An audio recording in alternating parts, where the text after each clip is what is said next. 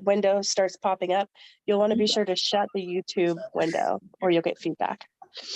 Justin for voting. So just close the window that I was just on. Just YouTube. Make sure the YouTube window closes. It'll continue to record, but Okay, we're good to go then. Sorry about that. I just sent you that email. So All right, I gotta go run and you do that.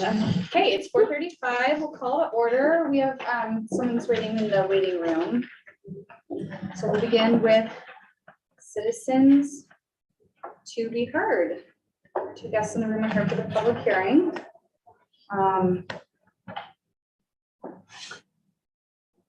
So that's Mark Horowitz. Mark, you here for citizens to be heard? Maybe? Okay. If you rejoin. All right, so we will move on to ex parte communications and disclosures. We do have a public hearing. Has anyone had any ex parte communications? I did. I talked to Rebecca Manderfield after the meeting. Didn't actually know there was going to be something on the meeting today. Mentioned that I'd read her letter and she pretty much told me about what was in the letter. I don't think there's anything new to share about it. Yeah, I had same conversation. It was reflecting on the workshop, but there was nothing that was Yeah. new information that hadn't been shared in the letter that was sent to the planning commission. So, all right. Anyone else? Okay, so we'll move on to approval of meeting minutes from January 23rd. Does anybody have any comments or changes? Not? I move we approve the minutes. I'll second. Motion will be seconded by Nikita. All in favor? Raise your hand. That's unanimous. Okay, we will move on. We have no presentations. County commission update. I don't really have much. I mean, we're gonna talk later about the housing workshop, and there was nothing in the last meeting that those. All right, yeah, great. Any updates from I've been watching the legislation as it comes out regarding housing, land use, a few things that have come out. I have not been tracking that, sorry. All good, yeah. The only one I saw that was interesting, but I think it would only affect the city and not us, is a draft piece of legislation that would add a public hearing for subdivisions where we have moved to administrative processes for that, but it would only affect municipalities, not counties, which is. It's very confusing. Yeah. It doesn't make any sense. No, It's going backwards. Yeah, I was gonna say that goes against what we talked about. At the meeting, yeah. Right. Yeah, so, and then there's a couple we're anticipating are coming, but I have not seen them. Well, good. Moving on to our public hearing. So we have a public hearing tonight. It is on a application to extend the period of time before a final plat needs to be recorded for an HHO project. Are you ready to give your staff report? Yes. All right. It's just really brief. We've had several of these in the past that have come through. It's been a while since we've had one, but this is for the desert. Well, it was called Desert Storm previously, but now it's the Manderfield subdivision. It's an HGHO project. The final plat is currently being processed, but the expiration for date of approval for the final plat has already passed. That was April 21st, 2022. And so per our land use code, they would need to go ahead and request a 1-year extension. And they did that. The applicant formally requested their 1-year extension, citing challenges in finding an available engineer for the development of civil plans and the common issue of the county staffing transitions and turnover that we've had over the last few years. So with that, this extension would provide the applicant with a little bit more time, basically until April 21st of 2023 to get that finalized. And the final plat is actually in the docket. We've been processing it simultaneously with this request, so that way, as soon as this goes through commission and is approved at that very same meeting, the next agenda item will be for their final plat to be approved. So we won't have to worry about it expiring again. So, yeah. Somebody in the room. Oh, just, okay. All right, so the applicant did submit a letter to the planning commission about a week ago. That was distributed to all members of the planning commission. There's no obligation for you to speak, but if you wanted to make a comment, this would be the opportunity. I think for the most part, we kind of put most of it in the letter. There are a few other things I'd like to talk to you about later. We don't have to do it now, like that's separate, it's fine. But otherwise, yeah, I think everything was, I don't want to speak for you. So as long as we're on the subject, I'd like to speak again. I've done this before and didn't seem to get anywhere, but how many of you people have been out to the corner of Desert and Mesa? Oh, yeah. And everyone feels that it's appropriate for me to add 7 feet to that road on Mesa, on my property. And I'd like to know at what point the county is gonna, because I'm the only one on that road. Everyone else is pretty much locked in. They can't change their property. And the only reason I'm being asked to do it is because I'm changing my property. And I just feel like, is it gonna be 20 years before that road gets completed and done? Is it gonna be 40 years? And, you know, Spanish Valley Trail, Spanish Trail, is supposed to be widened at some point. I get that being a main road. I get that, you know, for the extra traffic and whatever. I don't understand why I have to add 7 feet to Mesa when, who knows when, you know, the county is gonna come through and add that road. So I think, so for this particular hearing, it's only related to extending the window. Okay. All right. Just for your knowledge, but I know at the time, I just wanted to ask administratively, does the county consider, would they consider variances at the time that they're reviewing the final plat? Or does that have to be submitted? It would be before the final plat. So it would have to be prior to the next county commission meeting that would have to be submitted to. So the right people to speak to would be the county commission, because the planning commission, at this point, we've turned this into administrative process, which means the planning commission isn't responsible to give a recommendation on the actual plat approval. It only goes from staff to the county commission. And so if there were to be any request for any sort of variance, it would need to go through the staff's office and then be presented to county commission. Which is kind of like the other meeting that I want to have with you about. Some of those, well, with Jenna. Right. yeah. Okay, yeah. And so, but as far as the planning commission, because we no longer review plats, looking at variances no longer has any, like we wouldn't be able to weigh in one way or another as a body on any individual project. We can certainly look, as we've been sort of looking broadly at the land use code, at where we might need adjustments at the code level in order to, you know, incentivize or support certain types of building. But that's not, that wouldn't be specific to this individual application. So that's very good. okay, all right. But that being said, I appreciate the comments and it's good to make sure that those are captured in the record. Yeah, I mean, it's definitely one of those time and time again comes up. And it's a conundrum for sure. I think we should keep having a discussion about it, but not pertaining to this decision here for this point here. So, was there anything else you wanted to add to your comments? No. Okay. This, so at this point, it is 4:44 and I will open the public hearing. I see one person online. Is there anyone here in the room who wanted to make a comment for the public hearing regarding the Manderfield HDHO project? I would love to make a comment. Oh, wonderful. Well, let's, have Scoot. Want one of us? There you go. There you go, Tony, thank you. And if you wouldn't mind stating your full name for the record, that would be Sure, and I apologize for being late. I missed the comments earlier, but my name is Linda Diem.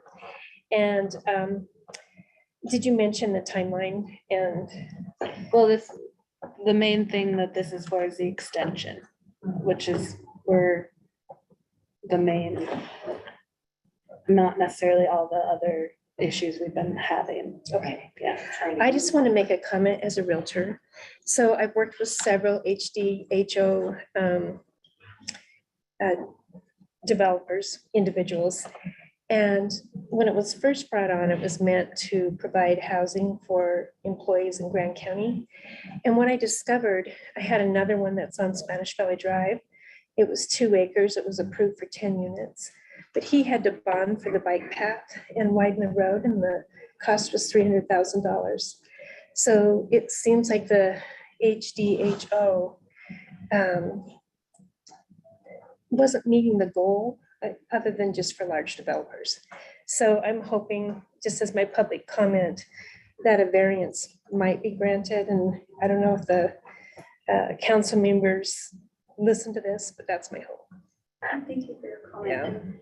And, Lisa, would you mind just for general knowledge explaining the process by which somebody might request a variance at the plat application? So that just goes through our office prior to, like we said, prior to coming to the commission with the final plat. We want to have the variance process through and that decision done, and then it would change everything with the final plat. I mean, in terms of subdivision improvements and the cost of it, you know, if it was approved, if the variance was approved. Which office are you in? In planning and zoning. Oh, Yeah, so you just start through just come to us and talk to Jenna and we'll get. okay, she's wonderful. started. Yeah, Yeah, okay. it's going through it's actually Craig Call, who's the hearing officer for variances, I believe. We haven't actually processed one ever, so we'll see. We'll be learning together.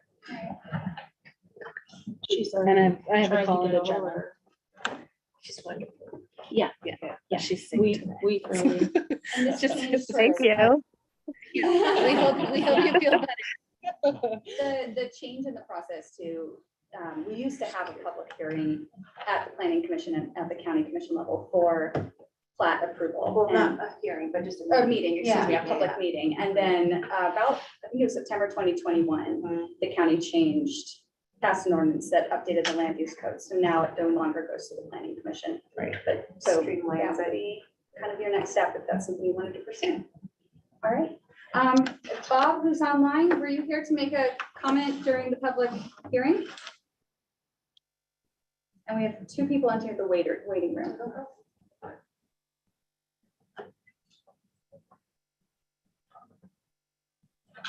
No comment. Thank you very much. I appreciate it. Trying to work the Zoom. All right, that's fine. So are we. And 2 people have just joined the Zoom meeting. Are either of you here to make a comment for the public hearing this evening?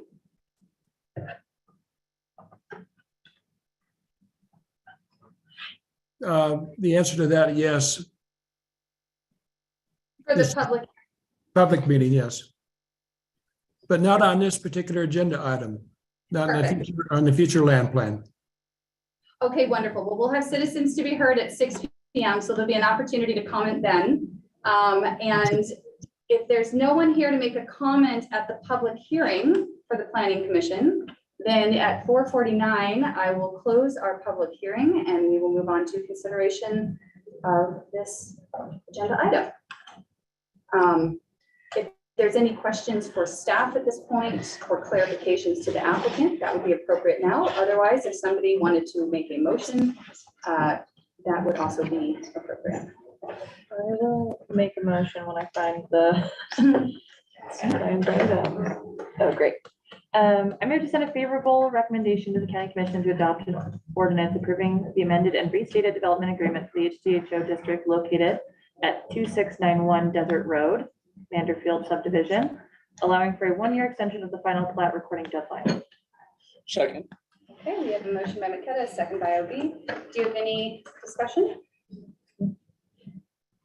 No discussion? I appreciate your input for, Yeah. talk where you are trying to streamline that process. And for me, I'm like, just trying to figure out where it gets hung up. You guys are brave souls for Sorry. doing that- the preliminary one. And we went to the meeting last week and Yeah, that was, so- seems, I think a lot of people were able to get a lot of stuff out. So thank you for also doing that, putting that on. hearing everyone's. I think we're all on the same team. Seems like. But before it goes to the county commission, I mean, Elisa will make sure that she always does a really good job presenting it, but if you feel like before the county commission, you want to just give me some, some background, some context that I can go forward, because I'm the commission liaison, right? So if you feel like, I can add a few things, then just let me know, or Lincoln wants to do it, however you get it. Just a couple bullet points. That's wonderful. Thank you. Seeing no additional discussion, I'll call the vote. So we have a motion to send a favorable recommendation to the county commission to adopt an ordinance approving the amended and restated development agreement, the HDHO district located at 2691 Desert Road, allowing for a 1-year extension of the final plat recording deadline by Maketa, seconded by OB. All in favor, raise your hand. That is unanimous. Thank you. All right. So. Good luck. we will- And speaking of which, we'll move on to a debrief of the housing workshop. Okay, so I am gonna share my, how do I share my screen? I'm gonna have to join the Zoom. Yeah, this is gonna be fun. So just, if you want to just go to the agenda, you should be able to get to it. This text is really small. I thought it would print bigger, but I'm gonna share my screen and show all of this, so I apologize. Here, will you get one to Trish? Sorry.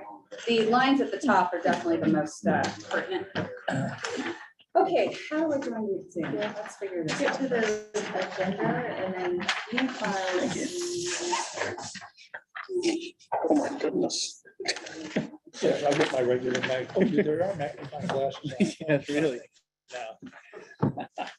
Oh, yum. Yeah, I'm so sorry. I'm just making this. I don't want This to is do great. That is a planning document, isn't it?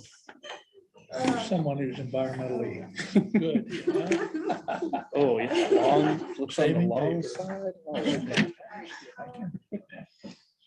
Well, I'm gonna I try can and, try to do it. oh no, I can do it. I'm joining right now. Zoom. You're just gonna have to let me in the waiting room. And remember to mute. Oh, yes, I'm on it. Okay, awesome. Like it's Everyone be really quiet for the. not ready for that, man. It's a Monday. Look at that. I was already muted. Got it. Nice. Okay. See, those 2.5 years, those nightmare years, at least taught us something. How to use QR codes. How to use QR codes and how to use- Evidently, QR codes have been around since the 90s.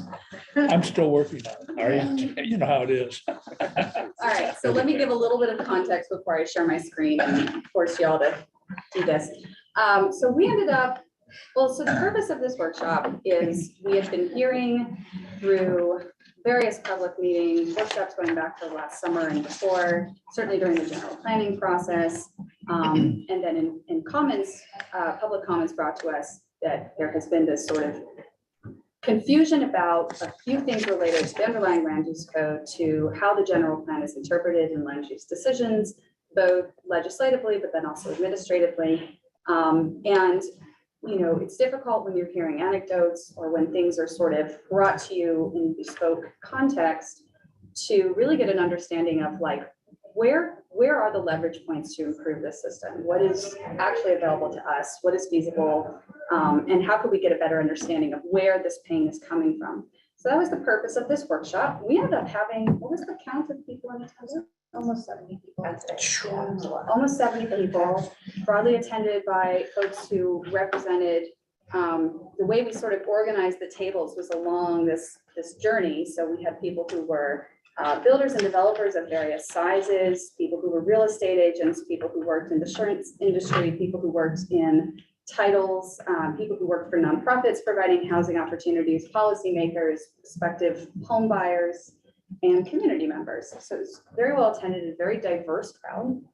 The way that we handled the workshop, I facilitated, and the goal was sort of twofold. First, we wanted to create what we call a journey map. So actually show what are all the steps someone has to go through from the moment they say, I might be interested in developing some sort of housing project, until somebody is actually ready to move in. And then where are those pinch points? Where are those constraints? Where are those places where the system tends to be very inefficient? Where is it going well? And then finally, what can we do to make things better? And I had several people reach out to me afterwards from across that spectrum of attendees and say how much they appreciated first the opportunity to be heard, but also the opportunity to see it all laid out. And even for those of us who are, very involved in planning and in this process, hearing and seeing the pain across the board, and especially hearing from someone like Rachel, who could show, this is what this looks like from the potential home buyer's perspective. It's not just about the builders and developers, and then also small and large scale developers. So over the weekend, this is where I will share my screen. Over the weekend, I took host disabled participant screen sharing. I took all of those stickies into this nifty little software that I use at work that allows us to digitize the stickies, lay them out, and then start to synthesize it into an actual map, which is all these fun little lines that we see here. No, I just find that. What, Zoom or the lines? No, there's a lot of stickies. There's a There are a lot lot of stickies. I saw the picture of the stickies. Okay. So many. And what I'm going to show is very much a rough draft. This is not meant to be opinionated. This is not meant to have a perspective that represents my own. And so I do want to discuss, for those who were there in attendance, first of all, what is missing, what doesn't feel right. Help me make sure that this is an accurate representation of what we heard. And then I'll go through this, included for each of the phases that we identified, what are the biggest pain points? What are the opportunities that came up in that meeting or have come up through other sources of input? And then finally, I'm actually hoping to have a conversation tonight using these little guys right here to just get some feedback or input into first, what is missing from this list of opportunities? And then how might we sort of start to collectively think about some prioritization we could take to the commission, to planning and zoning officers, and to the administrator's office. So let me got some pictures. There were lots of people there. It was great. This is our actual map. So lots of stickies. These dots represent places where people said there was pain. One thing that was obvious is that, a lot of the pain people are feeling has been in some cases already been addressed. For example, the public meeting that we were just talking about regarding plat approval. There actually weren't many comments that came up around rezoning, which is actually where we do have a public hearing to make a recommendation. So that was interesting to me. And so I will share this to anyone who wants to see it. It's all public. But this is the digital version of all of the notes. So Look what you can do. that's great. Isn't that amazing? Can read them all. That's really cool. You want to see the coolest thing here, Lisa? Where are you in here? Wait, that's not a We're both in the- photograph? we're That both was, in the that is a doctors here. photograph. okay. Yeah. Yeah. it's cool. It's really What cool. time is it? Oh, man. Yeah, those of us who design for a living, we just get to draw boxes all day long. No, just kidding. Anyway, so we have the digital version of all the stickies, and I sort of pulled them out from behind the background. These over here were brought from a smaller developer trying to subdivide a single lot who took what had been shared in the meeting thus far and just sort of showed this is what it looks like at a smaller scale.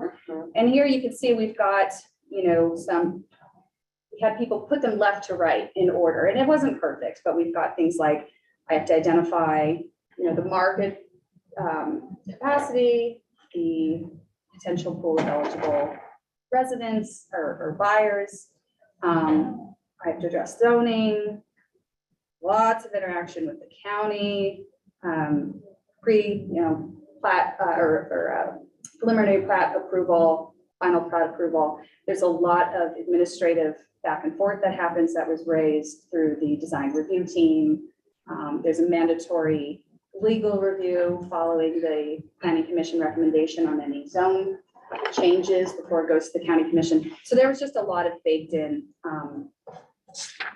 they contain.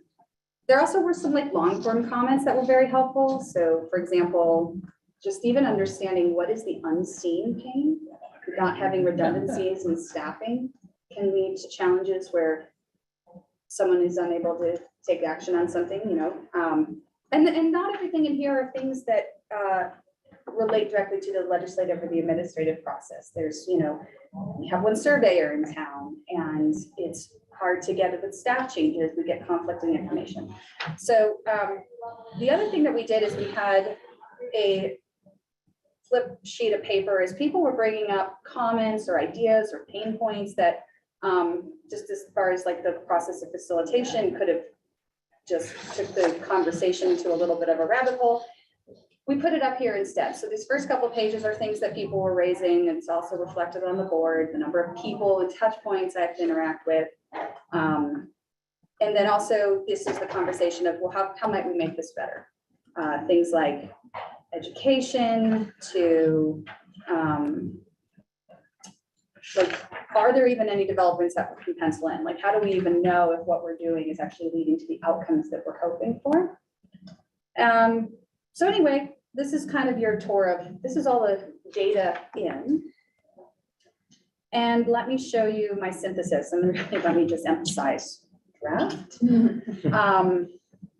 But I actually think what we see, and I asked Steve to jump on a Zoom call with me today to make sure, like, please make sure I won't sound like a total, you know, goofball when I present this in terms of missing any steps or putting things in the wrong order. So I'm going to take you through these squiggly lines at the top, and then we'll duck down, and then I'll stop talking and we'll have some discussion, if that sounds good. So you started to see some phases play out as we went through all the notes. The first phase is this scoping the project. So the term ROI came up quite a bit. Determining the viability of a project, find the land, figure out what you might do with the land. Can I do that with the land? If I can't, what does that mean for my assumptions? What does that mean for my calculations? And going through this process several times. And one thing I noticed is that people are making a lot of assumptions in this phase. They're relying on information that's publicly available to them. They're relying on some assumptions about expected timeline. When those things fall down later, these ROI estimations fall apart. And so this is actually a very important moment, because no matter whether it's an individual small scale person just, you know, subdividing their land to build a house for their kid on the same lot, or something bigger, you know, it's important to be able to have some reliability. Obviously, you know, shocks happen. So if you need a rezone, so let's say, okay, I've got my viability, I found some land, I went through the concept, I realized I'm not gonna be able to do what I really want to do here, I might need to upzone, for example. You get into the first legislative loop. So they prepare their rezone application. So I want to double check that this is accurate, but prepare the master plan, they go through staff review, maybe they have to revise, come back and prepare it. So you might loop through here several times, and then it goes into the DRT process. No, DRT is later. Sorry, design review. Actually, DRT is part of this process here. They Staff are, okay. review.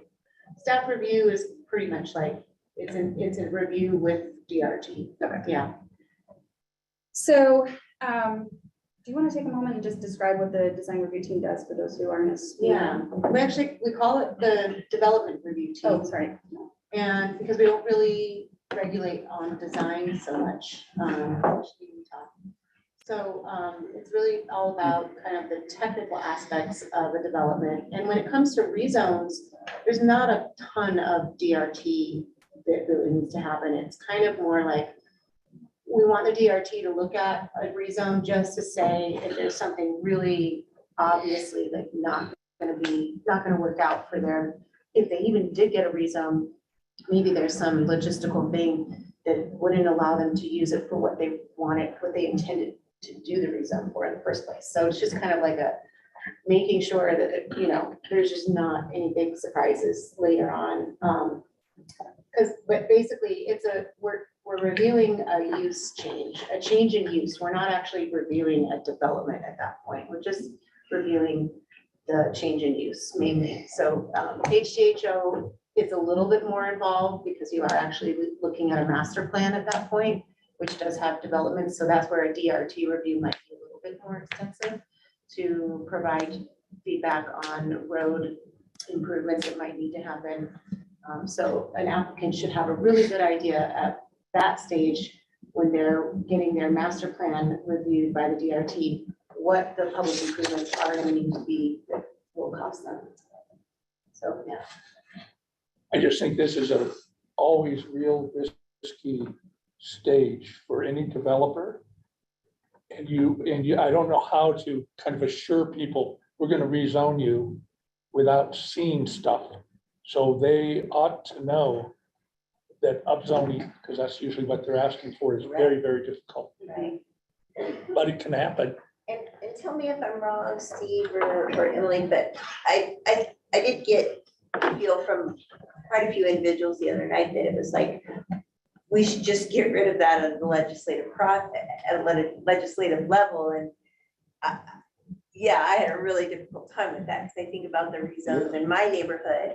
And if I wouldn't have had a say, I didn't get what I wanted, but at least I had a say, right, through the public process. And I hope that developers understand that allows those community members to have input, Yeah. right? And that change in zoning. I heard that from maybe just a couple folks, and Yes. I interpreted it as like, well, yes, but anarchy isn't gonna work. Sure, sure. Yes, Yeah. Okay, thank you. Yeah. And so, but where I heard the bulk of the issues with that and the pain points is that it, like, the goalposts are changing Yeah. all the time Okay. for Yeah. what is, gonna go through that legislative process. And not necessarily because there's always gonna be a change in that legislative body in which way they're gonna vote, but just the criteria itself is very unclear. And so that just exponentially increases the risk towards any would-be developer of any size. And when you think about it, you think about those things that come through. The overnight overlay is a different thing than the HDHO, and it's a different thing than a PUD. So the standards are gonna actually change. We know the county council is not gonna give overnight stuff for the same reasons that they, say that a PUD. So it is very difficult. When one person said, just do away with rezones, I thought, you don't really mean that. Right. Well, I mean, we can just work on what's permitted. But I agree, it has to be, it's very confusing because those standards probably change with what you're trying to rezone for too. I get what you're saying. Could- yeah. That doesn't mean it couldn't be more It's a explicit. different way to perceive. What I'm wondering is if we should have, like, to make more of an administrative process, but still have it, like, this is the list of criteria to have. Like, could we kind of, We have that, actually, and actually I called this out here, because this is exactly the issue that was coming up, which is that people who are in the process of trying to develop a project say, we want some degree of predictability and we want to avoid public clamor, because the reality is that the time for people to weigh in the process is not, from a personal perspective, there are, places, for example, in our justification criteria where we include things like compatible with the surrounding area of uses, but the time to capture that is during the land use plan review, the general plan. And the fact that we haven't updated our future land use map since 2012 is part of the reason we have found ourselves in this situation of having to almost make arbitrary decisions. I went back and spent a lot of time reading the general plan and the land use code this weekend. It was Sounds like you had a great week. it was that or football, and I didn't care about either of those things, so. And I actually pulled up, I had, for some reason, this had never even sort of stood out to me.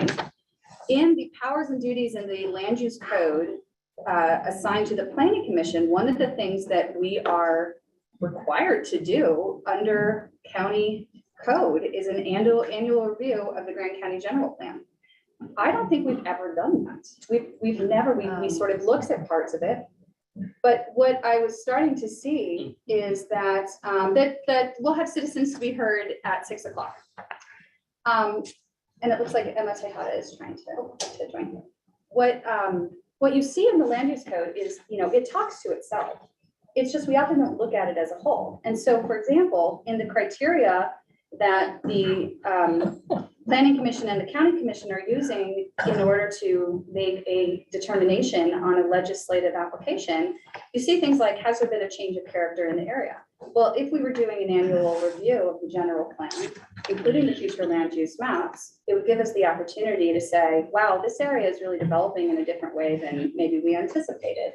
Do we need to look at that future land use map and consider a, different approach or a buffer zone around what's happening? A need that's a little bit subjective, certainly benefits derived by the community. When we went through the moratorium for overnight rentals, we said, well, you can still have these overnight accommodations, but they need to bring community benefit. And we never defined it. And it's something I pounded the table about and then just nothing happened. We don't define community benefit, but we expect people to come to the table and approve community benefit. And so far, the only community benefit that's been presented in the applications that have come before us are employee housing for people working on site. And there was the SITLA team who came to us and told us that they were going to have a pool up by their development they were looking at 313.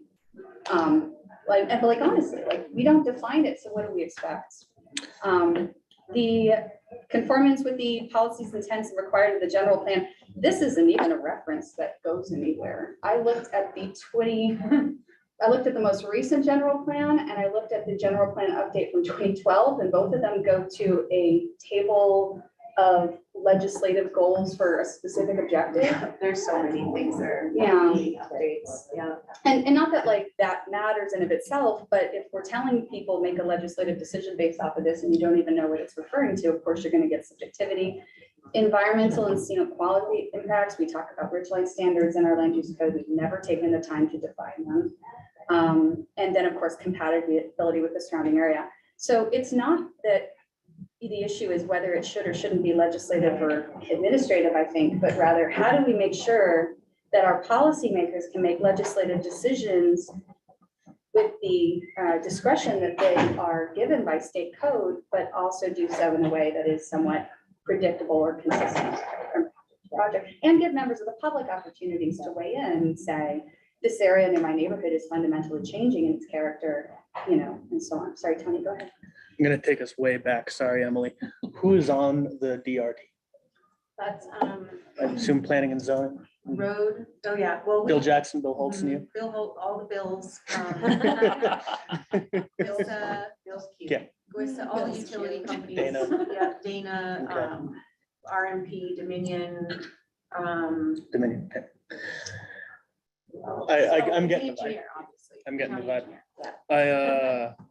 I would say, just looking at the chart, if the DRT says it's good, I'm not gonna disagree with Bill Jackson if he says that the road needs to get changed. I'm not gonna disagree with Dana if she says that the pipe doesn't fit there.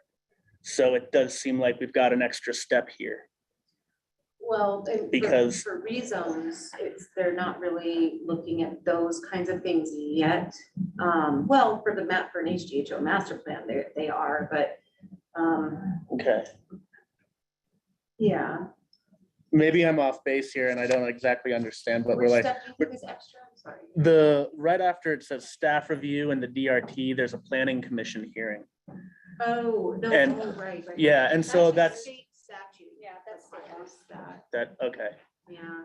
And then One more thing we can't change. That's just, I was gonna say. Yeah, The yeah. planning commission- Copy that. The planning commission cannot block an application from moving forward, even if the Okay. planning commission sends a negative recommendation, all that. Right, is it's a recommendation, Mhm. but it just, yeah, Yeah. it's, if it's statutorily mandated, then oopsies.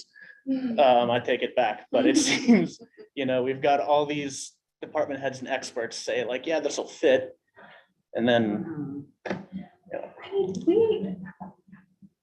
We haven't had, and this is sort of, why, one of the reasons we're looking at this now, but we haven't had a number of applications come through in the last few years. So those who have been on this body for a shorter period of time haven't seen as many of these. Generally speaking, the delay doesn't happen for this type of application. The delay doesn't generally happen between the planning commission and the county commission.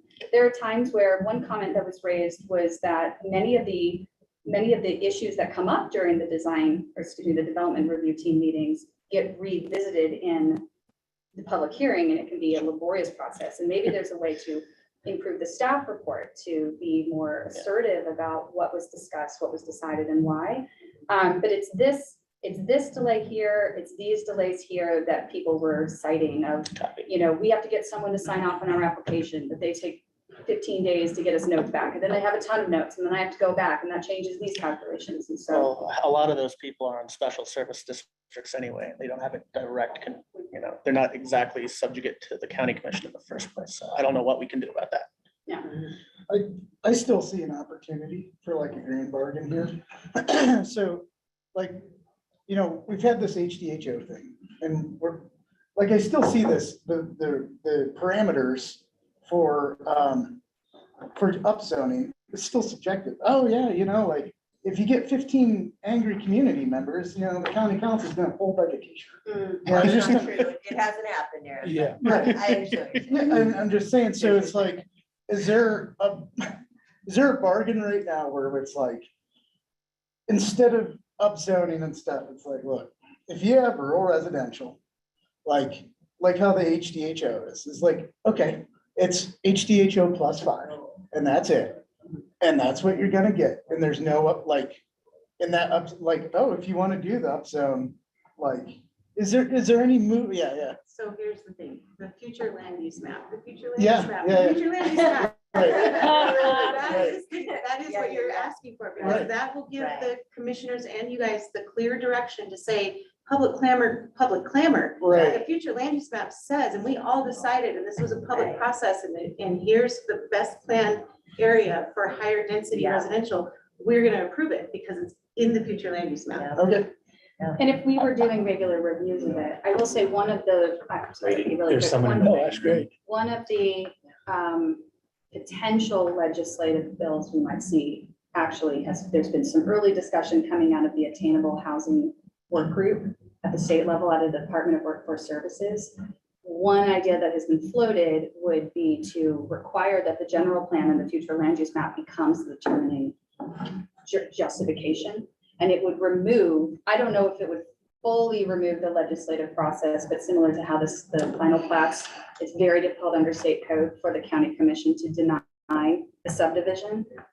As the language has been speculated, it could potentially either remove that requirement of legislative decision-making altogether, remove a legislative step, or change the calculus of justification. So we'll have to wait and see. But I think coming out of this general session, we're kind of maybe a different understanding of the landscape. Only a comment on public clamor. Hmm. I have been on this for, I don't know how long, 7, 8 years, right? I've never seen the planning commission change a decision because of a public Yeah. clamor, and that includes people bringing their lawyers in here and saying, we're gonna sue you folks, all of you individually, if you close down this kind of Yeah. hotel stuff. Yeah. I've never seen it, so there is public clamor. Question is, how often is it effective, or does it almost always change decisions? I don't believe so. But that's me. But yeah. And you all, of course, many of you have been here 2, 3, 4 years. Think of how many times public clamor so is has this a seen problem that people. doesn't exist, or I mean? people say It's a problem, I think, that's overemphasized. Yeah, I won't say it's I agree. never exists, but it's just Hardly ever overemphasized. A rezone that's been denied, except for like the OAO one, which, you know, it has had its reasons, but. I think that the place where you have the perception of that, and, you know, maybe where it would be most likely to happen is some of these subjective justifications like character or environmental. We've certainly seen conversations about like ridgeline view factor into discussion around a specific application or recommendations we've sent to the planning commission, recommendations for, you know, staff clarification of different things. And there's also, you know, this is not the only place where there's subjective language. Elsewhere in the process, and I call that out as well. There's places where, you know, the building department, the roads department may request, but it doesn't say under what conditions they might request some additional work to be done. And so, especially for less experienced developers as well, that can create frustration and confusion about what the requirements are. Yeah, I honestly have, since I've been here, I have not ever witnessed a rezone request get denied because of public comment. How many rezone Made requests a decision. do you think get abandoned? Because not of public clamor, but like, are there people in this loop that just give up and walk away from it? Possibly. Yeah, I don't know. Oh, Just- I once just they saw, like, figure out that what the seemed to costs be one are. of their. Exactly. So Yeah. that was, sorry, that was a bit of a leading question. Yeah. So maybe this little feedback loop we have right here, reading between the lines, what it's really doing is having an effect on the viability and the cost of the initial concept. And they realize that getting the development done the way it needs to be done with water hookups and road changes and variances is more expensive than they want it to be. It's not just the cost of lumber. Again, nothing we can do about that. We're just administratively completely fragmented. So. So let me move forward, not because this isn't useful discussion, but I do think, like, to your point, Tony, you start to see how it's not just this costs too much that certainly comes up, but also the delay and the ways that delays can change that original calculus or the viability of a project. The preliminary plat approval and final plat, we talked about that a little bit already. So there's another DRT loop. This was another place. There were two different folks, smaller scale developers, and I don't remember if they were in preliminary plat or final plat, who's cited that they were running into confusion where they were getting conflicting information from different groups in the county, especially since, for example, like the engineering group that we contract out to hasn't been local, and there's been places where, you know, they didn't, or I can't recall specifics that I would want to, you know, cite as facts, but just generalities of, well, I heard this from this person and I heard this from this person, or I was working on this for 4 months and then I went and talked to this other person in the county and they were like, oh, you can actually do it this way. And, you know, there's just this lack of, and again, I think for smaller scale, minor subdivisions, families trying to create a house for, you know, a family member, that is where people were getting stuck, and there was a lot of frustration in the room. And that's just going back to our stickies, these guys here on the left, where folks who were stuck in that process, where you follow the steps, there's a checklist, you go to the meeting, oh, you hire them, but they don't like it, so you go back, and, you know, that kind of sense of I'm being hooked around was creating a lot of distrust and frustration, as well as real costs that they were accruing. So some of the ideas that came out of that, and folks were like positive and optimistic. They were saying, just help me make this easier. Don't solve it for me necessarily. We heard things like, I wish we had a checklist, and I wish staff had a checklist. I wish staff had some way that they were making the same decisions, regardless of whether the staff was turning over or who I was talking to in the office. You know, some perceptions of like the good old boys network. I want to make sure that I'm getting the same deal somebody else is. I'm allowed to do it the same way somebody else is, or I want in on the network, you know. But a lot of like perception of that. So how can we be more transparent? And I'll go through these pain and opportunities when we get to it. Then we have, so there's no planning commission meeting for final plat review. There's a meeting at the county commission. At this point, you know, the applicant has spoken to all of the necessary DRT team members multiple times, and we said it's very unlikely that at this point the project's gonna Yeah, and the state makes it very difficult to deny final plat approval. yeah. I mean, all that work and time going through DRT and the feedback, well, that is all in order to get the final plat completely compliant with our code and county standards. And then by the time it gets to the public meeting, it's just reading off the staff report, the findings and how it complies with our code. And then there's no likelihood that it could be denied by the commission at that point. It's just administrative. And it's not a public hearing. Public meeting, did I say here? No. I just want Was- to make sure. What actually is the point of having is that state law that there has to be a public meeting for that? For It's the the final land use approval? authority being the commission. But I think it depends, it might be something that we could change.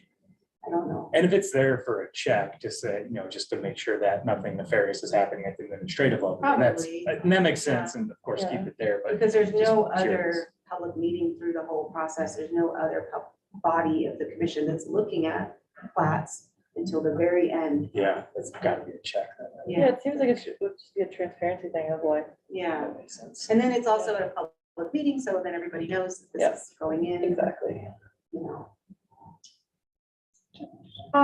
Okay, this next step, so before you can record the plat, you need to bond for your subdivision. And this is what the HDHO applicant today was talking about. So there's some, and I don't want to go, I'm actually gonna ask Steve to go into more depth here, but the county over time has determined that the best way to get some public priorities accomplished, like the widening of roads at some point, is to either have developers who are building in that area cover those costs and you get the incremental improvement or bond for it for some future time when the county would make the improvement, like widening the road.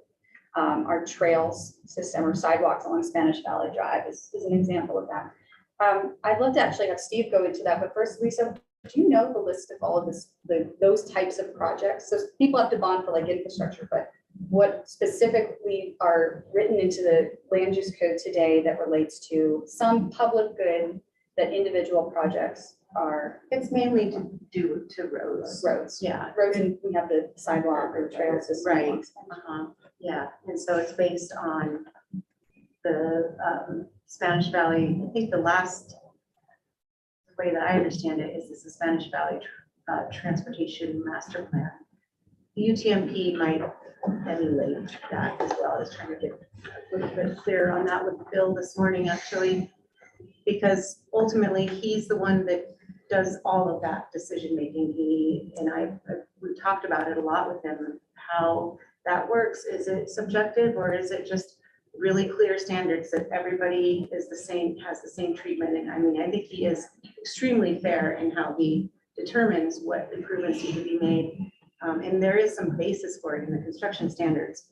But I think it would be, we were going to try to work with Bill to get that decision-making process that he does more transparent to us so that we could have it up front in like a pre-application meeting without even having to loop in Bill, because he's a really busy guy too. And it's hard to, he's always, seems like that's kind of maybe a bottleneck.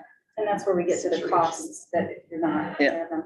And critically, minor subdivisions are even in, you know, the way the land use code writes it, minor subdivisions, which is what, 1 to 3 or less. 3 or less, and if they don't require any road improvements. Right.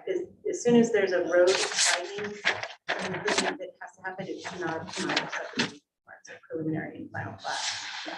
So, and that's where you have someone who owns a piece of land and wants to subdivide it for a family member is suddenly looking at a, you know, very, very, very steep bill to provide future sidewalks.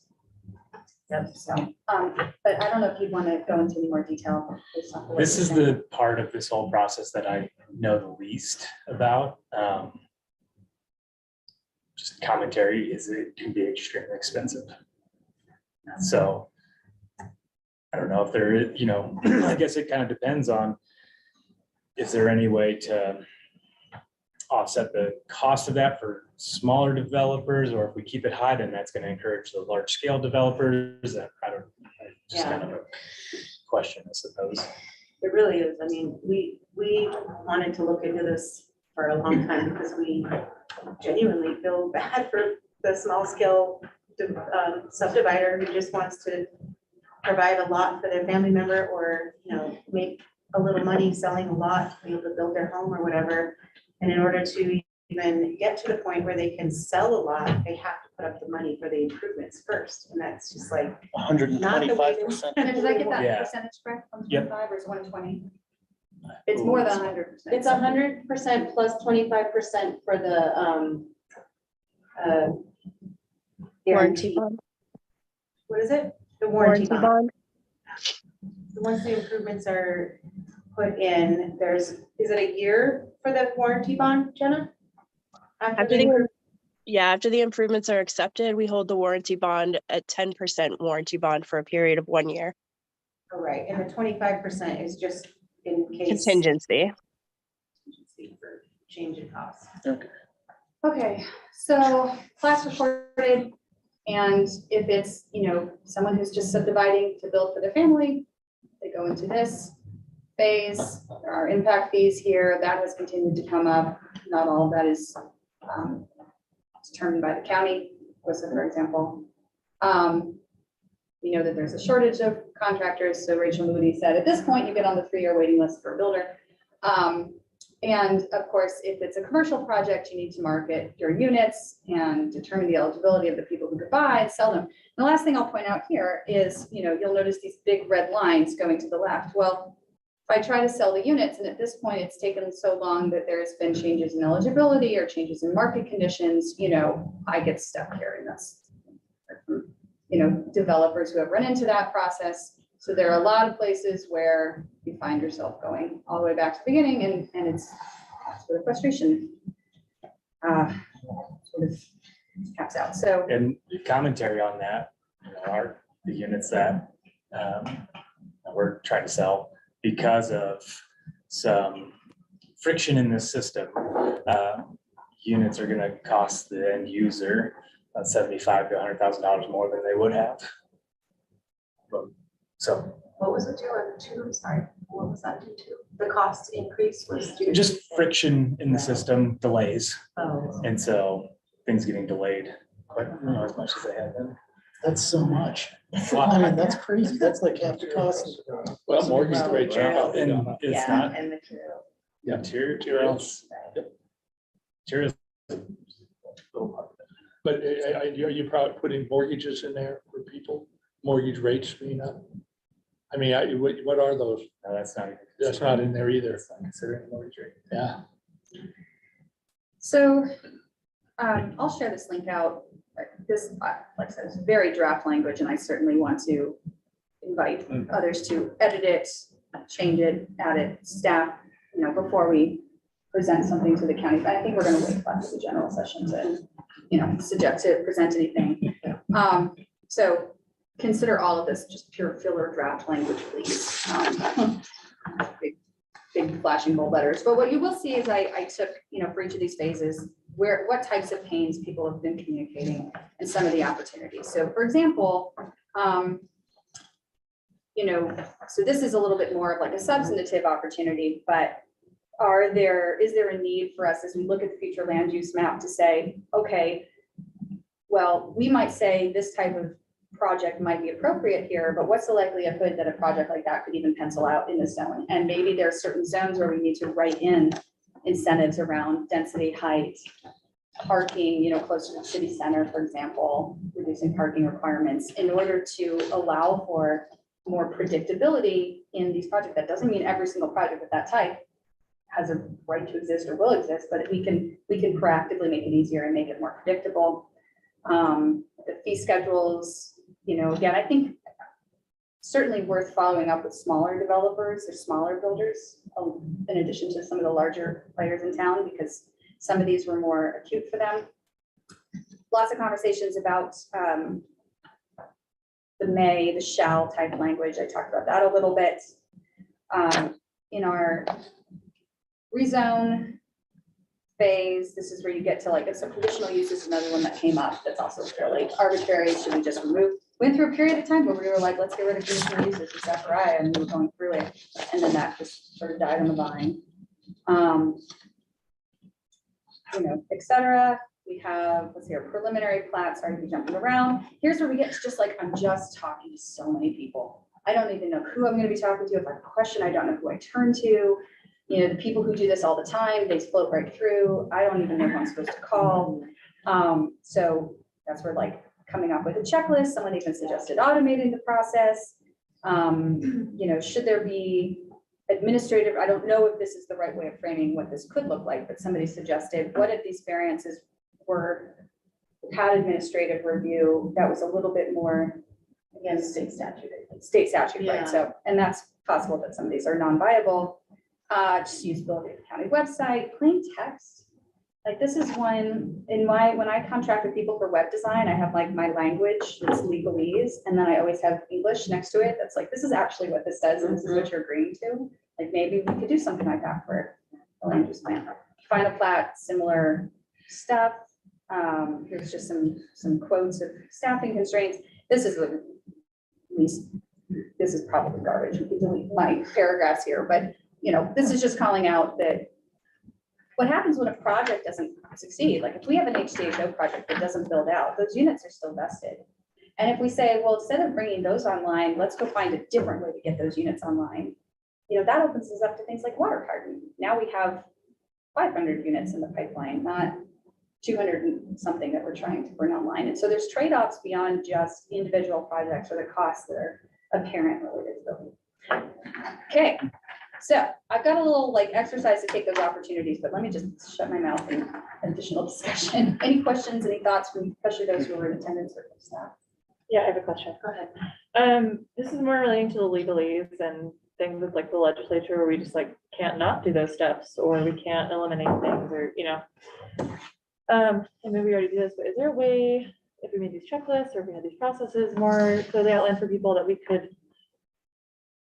just like how we would do this in a way that was suave, but denoting which ones are required by the state and we cannot, because I think a lot of people are like upset because they're like, this is stupid, like why are we doing these things, or this is really unclear, or it's really whatever, and they are upset with the county or they're upset with the city, and I think it would be nice for everybody involved to be like, hey, this is something we can't change, this is something we can change, you know, like, and really be clear about that so people aren't so. In bold red letters.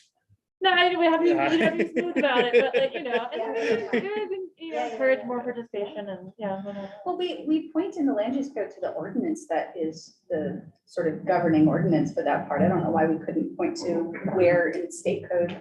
Every now and then we do reference state statute in the land use code, but it could be something you could just keep doing more. Just some kind of little flag on it that says like, Yeah, this right, step a little, is required by the state or something, you know? yeah, like don't even ask to change it. 'cause- Yeah. Like we had somebody at the meeting ask, well, why does the planning commission have to exist? So, well, state statute. Yeah. I just wanted to run through a few things that that came up at the workshop that you just talked about that I feel like we are implementing now that maybe people are not aware of, and I just wanted to run through. So I'm going to share my screen. Yeah. Because we do have a checklist actually, and they're called tip sheets, and they're on our website. And they're great. Jenna has spent a lot of time on these. They have changed only slightly from the previous staff. They were just, we had PDFs that were applications that you would print out. Now everything is online. So in order to get to this, you're starting at, let's see, planning and zoning. In government, your government, you can go down, scroll down to planning and zoning department. And then just right here on the right bar is apply for development. And then you just click on the link for our portal. This is our portal where we take applications for everything. And so, you know, if you were looking to do a final plat, you would click here. Everything that you need in order to upload your application to the portal is all listed here. And then all the development review team entities would also be listed. And there's if I go back, the will serve agency signature sheet is here. And so that goes along with your application. When you're applying, you need to have all of these agencies sign off. And we've talked about helping applicants with this more. Traditionally, it's always been the applicant going around and getting these signatures. But we have talked about like the possibility of consolidating this with DRT. The only thing is that if we're doing that at DRT, it's kind of a chicken and the egg thing, because once they submit their application, they pay a fee for the application, and then it pays for basically all of our time reviewing the application. So we're kind of trying to make sure we don't spend tons of staff time reviewing the application, and then at the end, they decide, oh, well, we don't want to actually do this anymore, so we're not going to submit the application and pay the fee. and after we've already done all of that review. So I don't know, it's, these applications are anywhere from like, for site plan, it's like $250, I think, or $300. We have a fee schedule on our website that you can refer to. And then the final plat is like $750 plus if you're gonna do a huge development, it goes up from there. We do have our preliminary and final plat workflow diagram on here, which goes through the entire process as it's required by our land use code currently. And so that looks a little daunting, but if you follow it through, you know, it pretty much lays out every step along the way.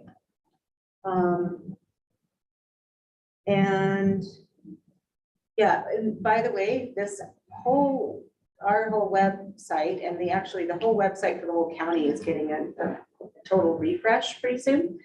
And as part of that, we're really trying to figure out with Noel's help, we're redesigning our whole webpage as well to kind of, it's just been a mess ever since we came on. It's very poor, and we've been trying to upgrade it in our time, you know, that we have to do that kind of stuff. But we are going to be, we have a whole spreadsheet of all these things we want to improve and make it much more user friendly. So that's going to be happening very soon, within the next, I think, probably this month. But anyway, for those folks that were wanting a checklist, I mean, these are basically your checklists right here. Right. Yeah. I just wanted to be sure, and while you were describing it, I Googled Grand County, Utah rezone application. I got to those tip sheets in 2 clicks. Okay. So I was like, how Googleable is that though? That looks like a bureaucratic black hole to me. I'm good at those, but no, I found that pretty quick. It wasn't bad.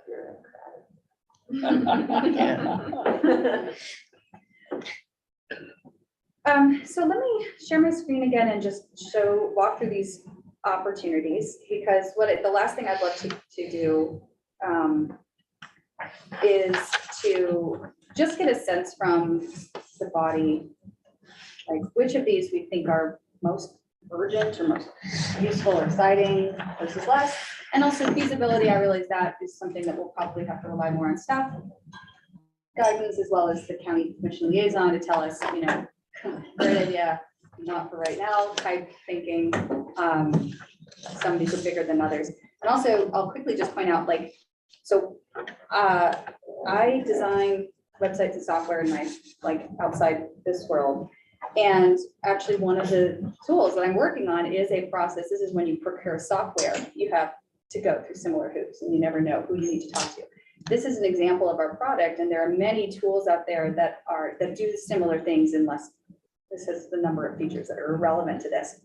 But even just being able to like visualize, and what this does is like when you hit that application, an email goes to this person, this person, this person, this person, and they sign it, and then they say I submitted it, and then it clicks the box. You don't have to chase people down. So when we say like, how can we automate this? It doesn't have to be a huge thing. There's a lot of you know, small scale pieces of software that can handle some of that. So there are options there. I also grabbed some examples I could find in the web. This is from Douglas County, Colorado, of sort of taking those similar tip sheets. So here's another example of how another community has approached it. I really like that. Theirs is Would love to do amazing. something like that. Douglas County and then Erie too. So like go Colorado, but Douglas County, their planning site and the way that they lay everything out and the like language, it's a great guide. And I add links here. Erie also has sort of like walk you through it. This was an example of, this is Prince George County in Maryland, but they have a Twitter. So obviously I think people here are super big on Twitter, but they put out like all of the applications that they're getting, show progress, which is nice. This, if y'all haven't read this before, this is from the Utah League of Cities and Towns. It's really excellent. And it's great, you know, for everybody who's on this board, you should read it, but it's also great for like potential applicants to even just understand the language. Just fun. Park City has a glossary term. But some people ask for more like visuals in the land use code. People who work with technical language and technical documents were like, I don't know what this stuff means. I went through it and I read through that thing how many times and I was flipping back and forth and going, what? Huh? So, you know, any sort of, this is from the small town of New York City, but like they show, you know, great examples of like the different ways. And in their case, because they have multiple zones, you know, they say this is what this variance looks like in this zone or that zone. But as we look at the future land use map and having more of a spectrum of underlying zones, maybe there's something. So those are all resources y'all can look through.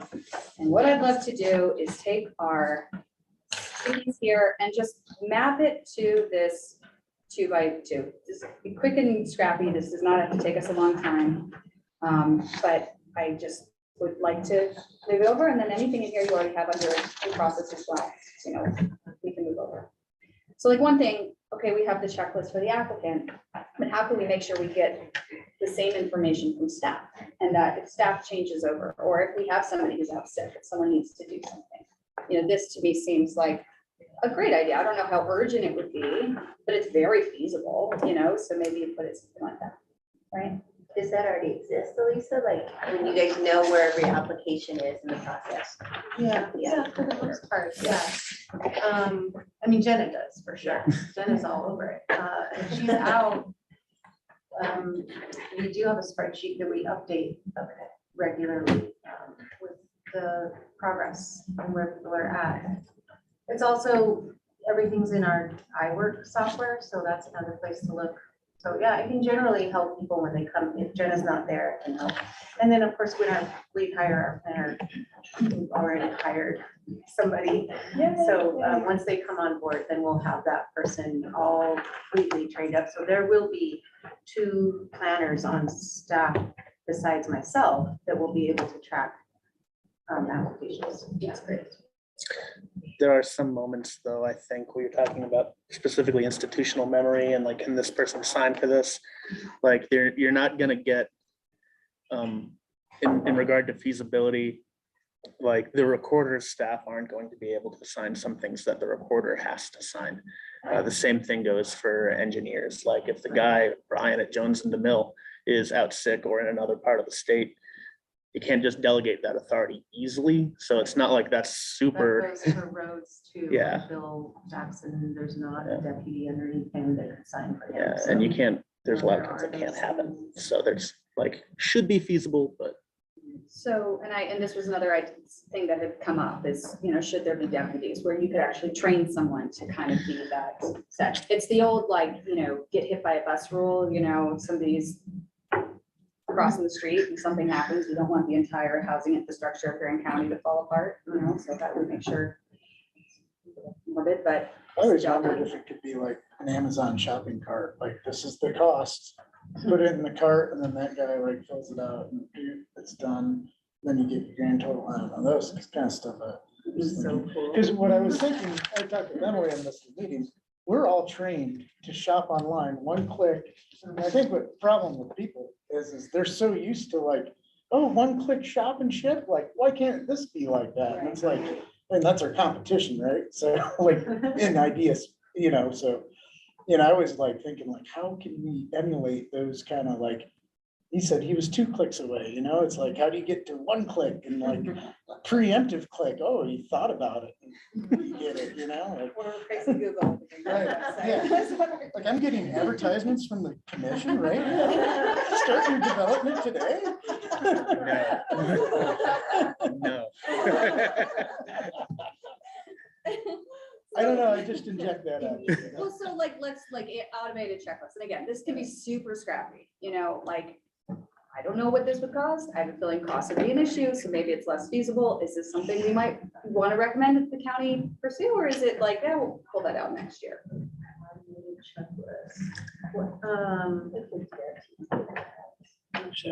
So, like, if an entity like a roads department signature was needed and the applicant didn't actually need to. They don't need to chase Bill down. Bill reviews it when he has an hour between lunch and his 2 o'clock. Yeah. And then he's, you know, signs it, hands it to you, and clicks the button that he did it, and then, yeah. Yeah, we kind of have that with iWork. It's just that it's that whole thing of like, do the will serve page where they have to get their signatures even to submit an application and pay the fee, and then we start DRT. It's like, that is I think that's where people get frustrated, because right now they have to do that. Yeah, maybe that could be automated. The will serve. The will serve, yeah. I mean, right now, yeah, everybody goes around individually. We've thought about it over and over, like, how could we make that more something that goes through us? But then we're paying for, we're kind of working for free at that point, which is fine with me. I just don't know if that's. It's what not a the county product. admin would be okay with.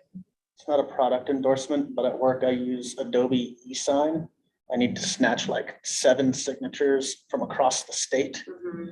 and I'm a really annoying employee. And there's an option. You can automate email reminders. So like the director of DNR is getting blasted daily, and I do it, and it's good.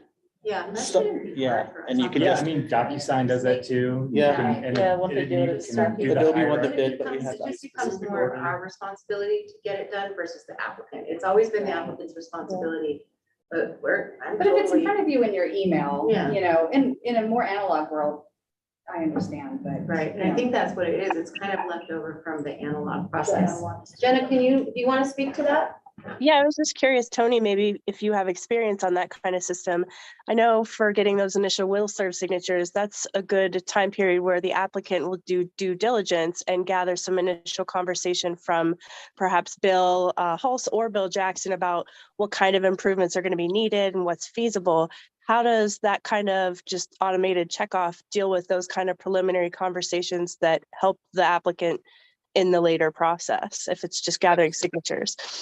It's actually a really great question. At least in the system I use, say I'm working on a record of decision, it's 130 pages long, and I have language in there that deals with wildlife. I have language in there like deals with recreation. I can assign what they call an approver. Basically get someone who is a specialist, like next to me in that document, and they'll initial it.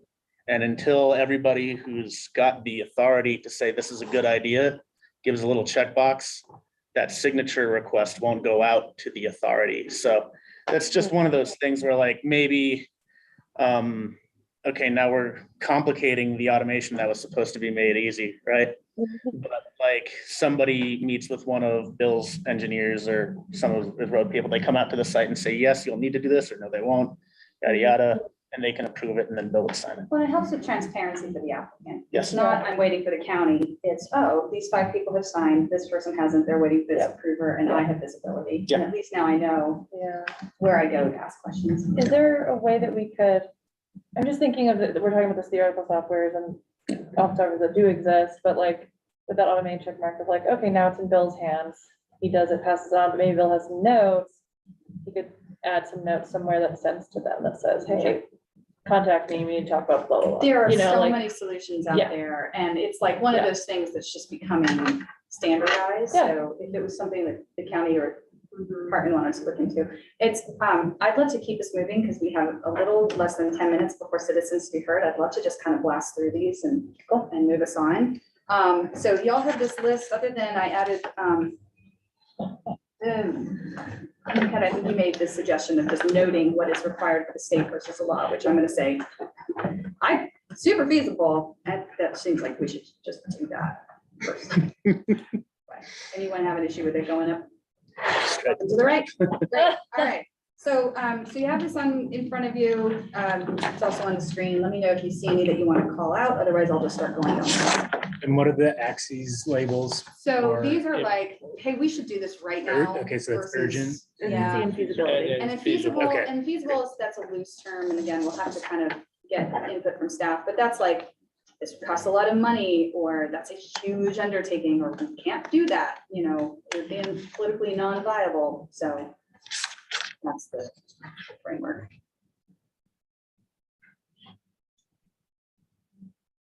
Like completing the future land use map should be a high priority. Fairly Okay, urgent. Which we're already kind of doing, so I'm Yeah, gonna move that to, look at this. currently being implemented. Okay, well, in the moment of that, we're also improving the usability of the county website. Yes, I threw that one You over know, there. Ernie? Okay, I cool. threw checklists for applicants, county website, and future land use map. You could move, might reduce the number of conditional uses, and Luke, it's, I think, very feasible. Mhm. And not terribly urgent, but you know, maybe kind of a little bit up on the urgent scale, a little, Okay, not urgent particularly, yeah, that's fine. I think right next to that, environmental and scenic stuff, not extremely urgent, but extremely feasible. The work has already been done there. All you need to do is reference existing code. Like, yeah, I would even put that one more urgent because it's looking that at the easy. future land use map, it causes confusion, but also looking at the future land use map.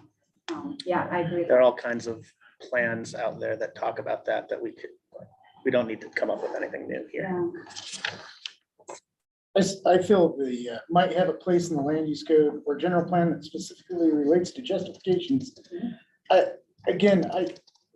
hear you guys, but I still hear from all those people that were talking to us, talk about like kind of what we just heard there. I'm sorry, I'm taking a second.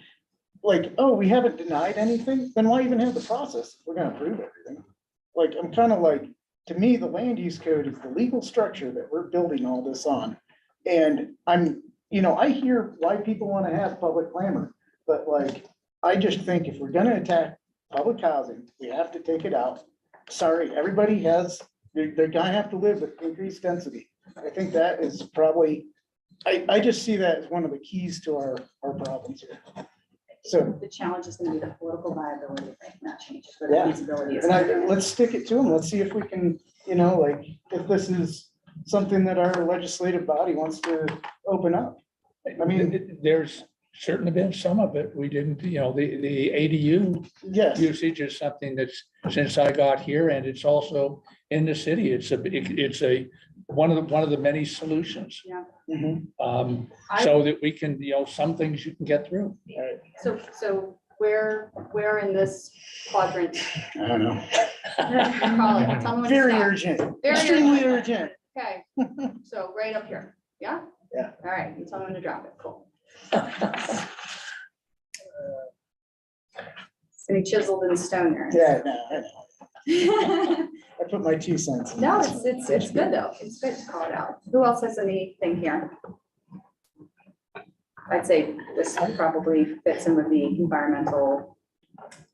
We've got these, again, subjective stuff. The one here, might the county attorney's office be instructed to prioritize legal review of housing projects, potential projects of a certain type? I might even take that and expand that across more of the county's departments. And this is, I say this purely just, I have no idea which individuals may see a potential housing project as like this just came in my email, or someone dropped in and maybe it goes to the top of their list, or maybe it's in order, but it seems like, we hear the housing crisis. We use that language. How do we kind of set the tone amongst everyone in the county and every department that, this development is a possibility. Put this at the, top of the list, or top of the. We do that, Yeah. prioritize it, Stack, or okay. expedite it. We Okay. It is request that, we've done that recently with the Arroyo Crossing plats that came through, Yeah. and they were getting bids and construction things were happening, and it was like the timing was really of the essence, and so it was like, we need to get this done quicker than anything, and we were like, absolutely, we will expedite these because it's affordable housing, let's do this, and everybody in the DRT was made aware, and we got it through in like record time. So that's definitely part of our protocol. Great. Does that sense of, and this, I'm not asking you to like throw stones, but does that sense of urgency extend to GWISA and solid waste? Oh, yeah, They're, Yeah. okay. for sure, the whole DRT. What about this one then, that 30-day period for reasons? That's for the legal review. Yeah, that would definitely be up to county attorney's office, what their new timeline wants to be. I mean, that was kind of what we were told with the last attorney, that was non-negotiable, 30 days minimum review time. But definitely could be different. I think now that we have been in our positions for as long as we have, and we've gone through so many iterations of the same kind of legal documents that they review, we've gotten them down so that they're we've got all these templates that are very like fine-tuned through all the previous reviews. So I feel like we're at that point now where we could probably minimize that legal review time. All right, we'll call that one out as someone else. So, okay, let's just start going through these. So quantifiable metrics. This is the idea that we just keep track of how many days it took to process certain parts of the DRT, just noting it. And then eventually after 10 of them, we've got a data set, and then we can start telling people, hey, on average, this takes this much time, and I've got the data to prove it. And wow, this thing we thought was going to take us, 8 days, all of these applications, it's actually taken us 28 days. So maybe we should zero in on that. Adobe Sign does that for you automatically. Would help. I was gonna say that would be baked into if there was some sort of automated Yeah. progress system that we're doing, where you guys don't have to be like, okay, now I have to go into the spreadsheet and I have to mark this many days it took. Just the computer will be like, oh, the last time you did this was this many days. And there you go. Yeah. Oftentimes we are literally just waiting for the final DRT comments to come in. As soon as that happens, a letter goes out to the applicant with all of the DRT comments. And then it becomes this thing where the applicant is doing their thing, working on what they need to do to change, work with Lucas, the surveyor, on changing the thing that the engineer was requesting, and working with roads and whatever. And that is sometimes, it would be good to track, because a lot of times that becomes out of our control. It's like the applicant has either gone on vacation or they're working on it, but it's no longer feasible, or they have to wait and save money and wait till next year to pick this back up. So an application can completely go inactive for weeks, months, and that will have nothing to do with our process, but it's more to do with like wherever the applicant is in terms of their feasibility for their. So I recommend we put this urgent and feasible. It's easy to do. We should be doing It'd it. be good for us to have that, because then it won't be like, well, what? We get that a lot. Yeah, you push Where back. have you guys Yeah. been doing? It's like, well, Yeah. actually, the It's ball's on been in you. your court. Yeah, and that's- Quick, to those who are here to make a public comment for citizens to be heard, we will get there in just a moment. We're just gonna wrap this up quickly. And I don't want to go any further than 6:10 on this. So we'll try and get this done. So this one's similar. This is, somebody raised this of like, okay, well, you make me pay this bond to widen the roads, but are we actually getting the roads built or sidewalks? Now, obviously, So some they're of this is actually required to build it. They're not just required to bond for it. Yeah, I thought we also had a bond option or escrow or something in the land use code. I It's read. 2 years you have to finish the public improvements. Okay. Yeah. So, well, regardless, so people wanted to say, okay, if we're asking folks to come forward with their money, is this actually resulting in the outcomes we're expecting? County doesn't want to hold on to bonds Yeah. for indefinite periods of time without knowing when. The $20,000 surety bill can't be more than like 300 or 400 bucks tops. It's like that's not a financial, like, I can't handle it. So it's not so much about like, should we or shouldn't we hold the money or, do this, but rather, can we collect data to see what's based off of how many developments we've had and how much money people have spent? How many miles of expanded road do we have now? Is this the most effective way to get this public outcome, or are there other ways we might explore? Not, right? So that was the idea that this was That would be raised. something that we're kind of in conversation with Okay, currently. But So- yeah, somewhat urgent, I would think urgent. okay. Cool. This goes with the checklist. We have this we have a list of potential engineers, and so on. And I think this is maybe somewhere between a list and then just like education on how to use the list is what I was. So I'm gonna put this like currently being implemented, since you already have it, but.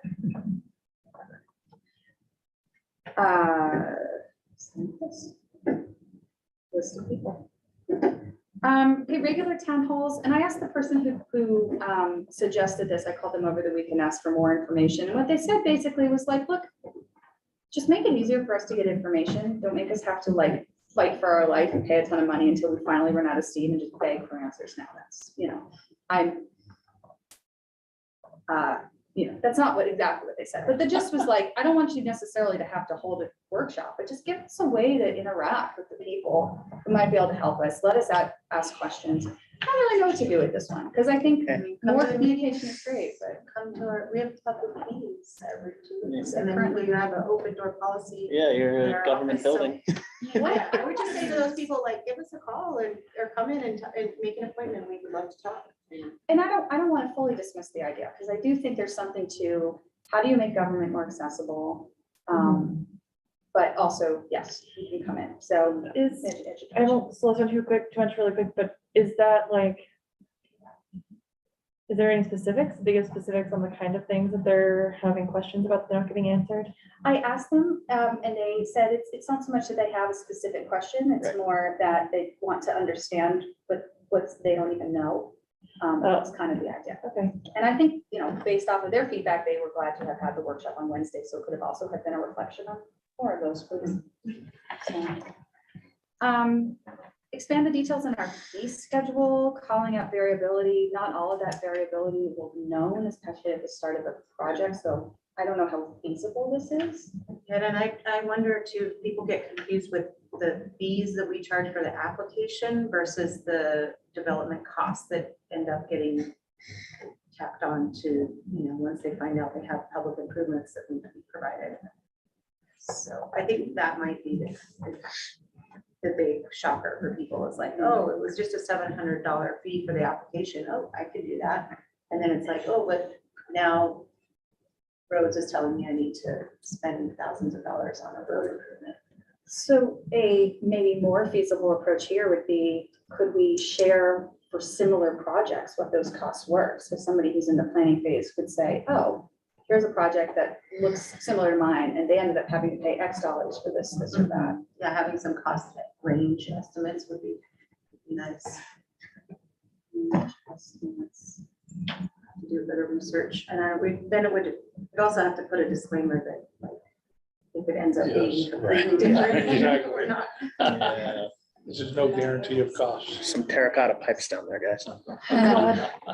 Okay, so anyone have a suggestion of where, just again, spitballing? I would say very feasible and somewhat urgent. We got lots of feasible things. Good. That's good. Land use companion written in plain English with visual examples. That's gonna be a long, land use companion, sorry, I thought it was a long, land use code update with visuals. Oh, that would be awesome.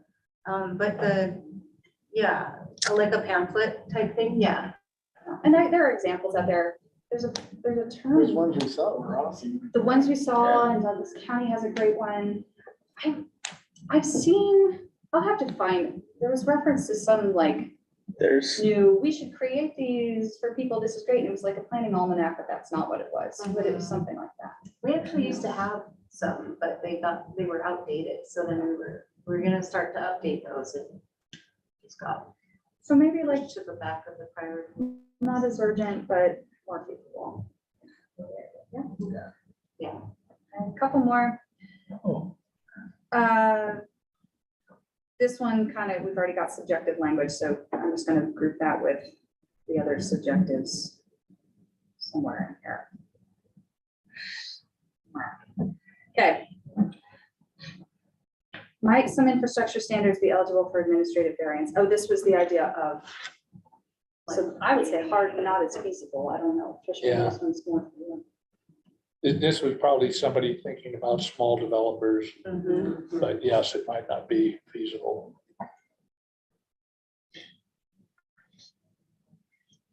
I don't think that's a question the planning and zoning commission has any. So certainly not feasible for us. That's Mr. Holtz.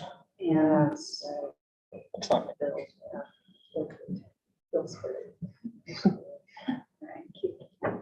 might we? Oh, so this is the duties in the land use code for the planning commission requiring that we review the general code. We have in our bylaws, review our bylaws. We don't have figure out how to review the general plan. And there is a lot of confusion about what the planning commission does and doesn't do, or can and cannot do. And I think if we have this is what the planning commission must do written in the land use code, at least that should be more accessible and clear. So future commissioners are aware as well, or planning commissioners are aware as well. Certainly feasible. Yeah.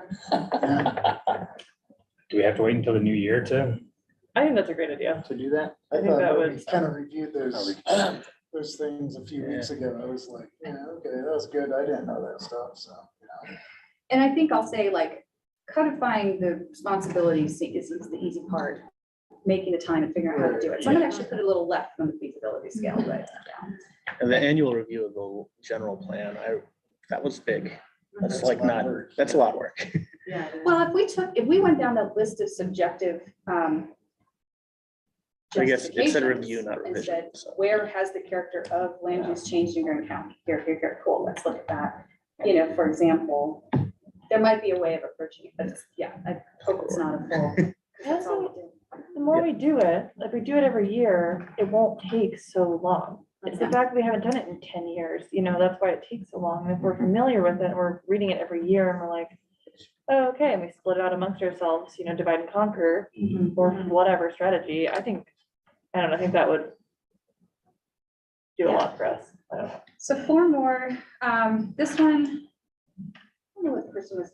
Education and training for Grand County officials related to planning and avoiding public clamor. That seems like it's just part of education. I don't know that that's a thing. Well, I think I remember that. I think that was Brenner, and I think the point was just like, we've already touched on it, just like verbiage that is more accessible to the general public, right? Those checklists, I think that's kind of where he was going with that, as my memory. We're already starting, well, we haven't gotten the sort of like, yes, go forward, but we've started to raise this as a priority of revisiting the standard of occupancy for ID restricted units. So that, 2 more. Add the ability for a developer to request. Oh, I had this because I'm a nerd for data, so this goes with my data stuff. But this is basically, we have the meeting when you get started to look through the process, but now we have all these people who are like, okay, I was able to build my development, but I'm really, really frustrated. You know, could they request to just like go back and retrospective is a term we use in like the design world to say, you know, without judgment, let's go back and let's say, what did we learn through this process? How can we improve it for the next person is the idea. Yeah, it's always good. So, comment. Perfect. There. And then finally, this one's save the best for last. This one will be tough, I think, but also part of the future land use map That could be addressed through the future land use plan. Yeah, definitely. Where would you recommend we put this one?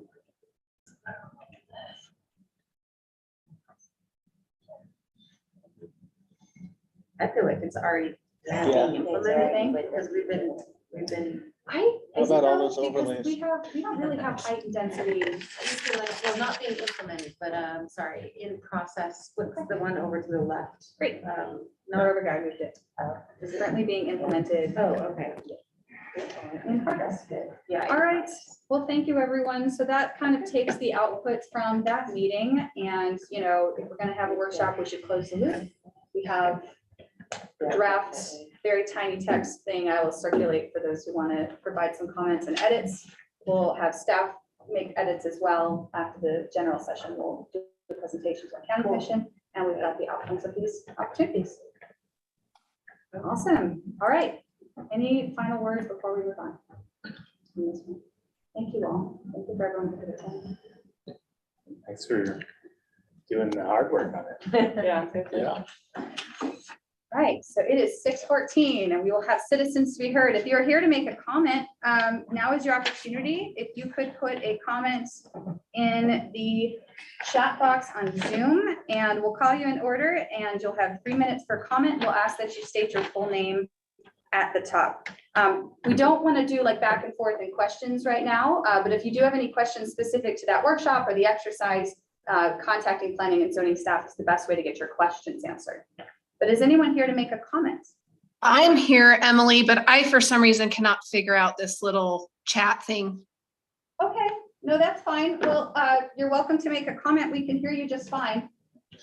Okay, so my comment is on public clamor a little bit, because I am seeing a lot of public clamor.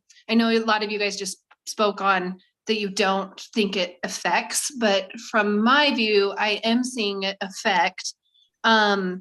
Because I see the planning commission, or I'm sorry, the commission asking for certain things, and then you guys try to change that.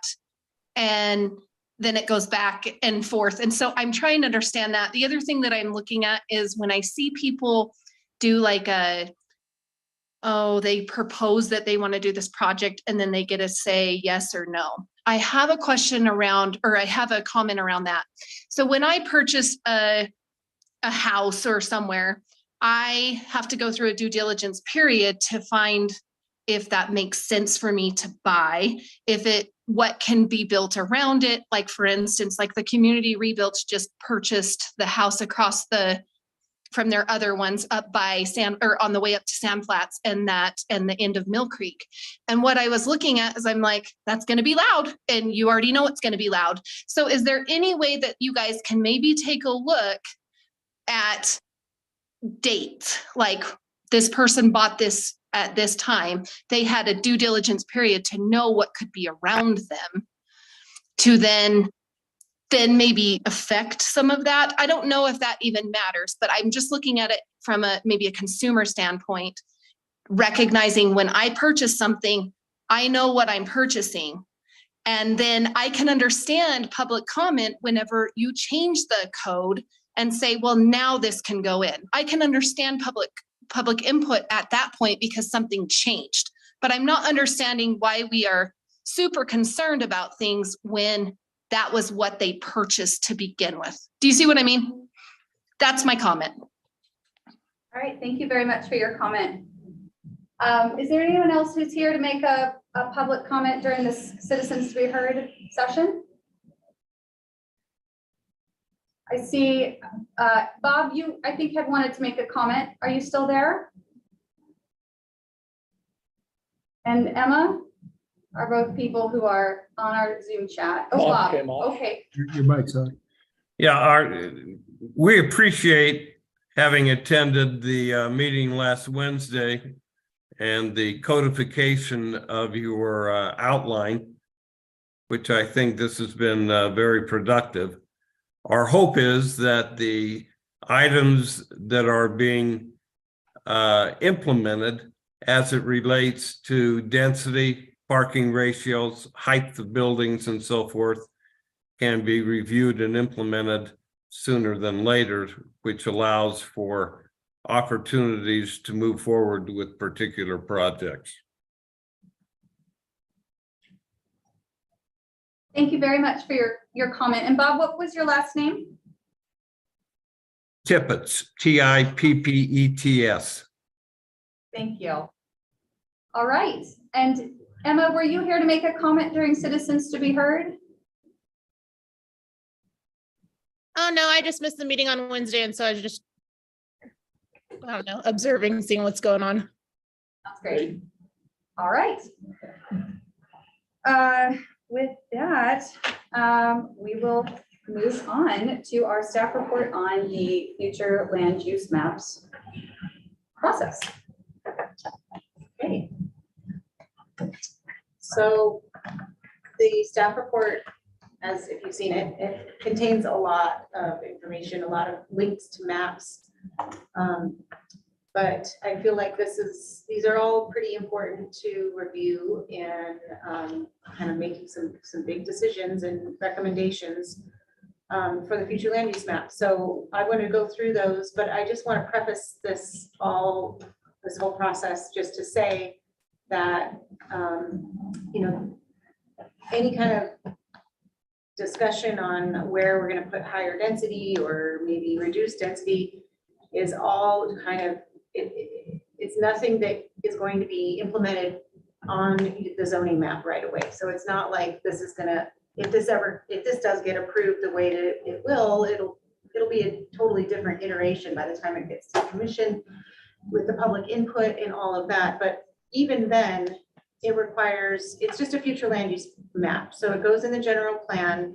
It doesn't change the zoning map until somebody comes for a rezone request, or if the county decides to actually take some initiative and enact some kind of zone changes kind of across the board. So just putting that out there, so we don't get anybody panicking that we're trying to change their zoning, because that's not what we're doing directly. So the future land use plan has not been updated, as we've talked about, since 2012, that general plan update. It was somewhat updated in the 2030 general plan. There was a lot of really great content that our previous director and the consultant SCJ Alliance developed to kind of start putting out like future policies and goals and objectives for the future land use. But the map part of that was not updated at all. So they just kind of brought in the 2012 future land use maps and put those in as the appendix to the the land use element of that general plan. So that 2012 land use map did not vary much from the current zoning map. So there's really not a whole lot that was proposed in that that's different. So I feel like it's kind of a true statement to say that our zoning map and our future land use map, they've been pretty kind of just perpetuating a status quo. There's not been much change proposed over the decades and decades.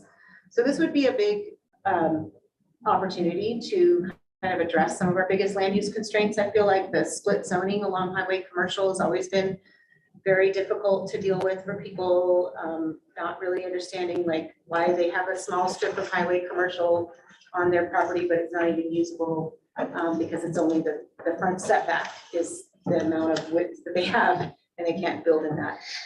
Or, you know, we have the issue of rural residential zoning, which is directly adjacent to highway commercial, and that's causing all kinds of nuisances for those neighborhoods.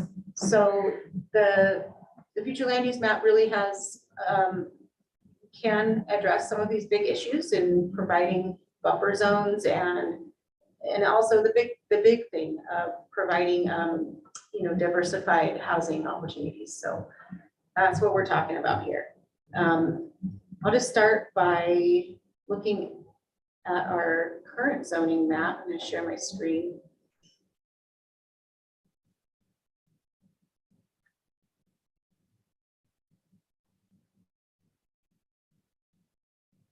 So this is what we've had forever and ever, kind of in the valley here. And we're just looking at the valley right now because obviously this is where most of the development potential is.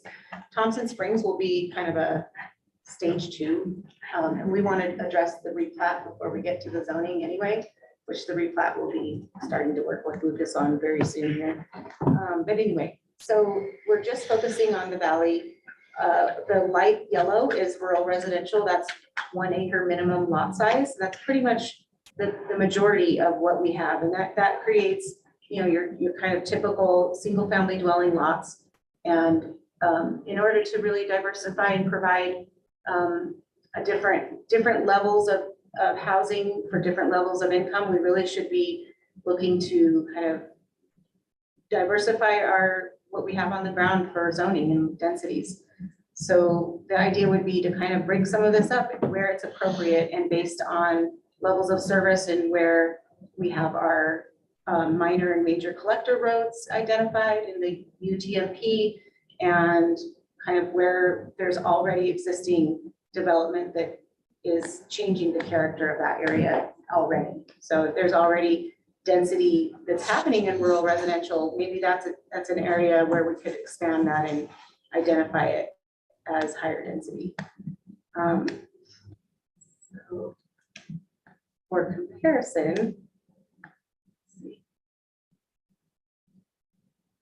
yes. Did you want to? Oh, just, is that kind of green, is that ranging resource?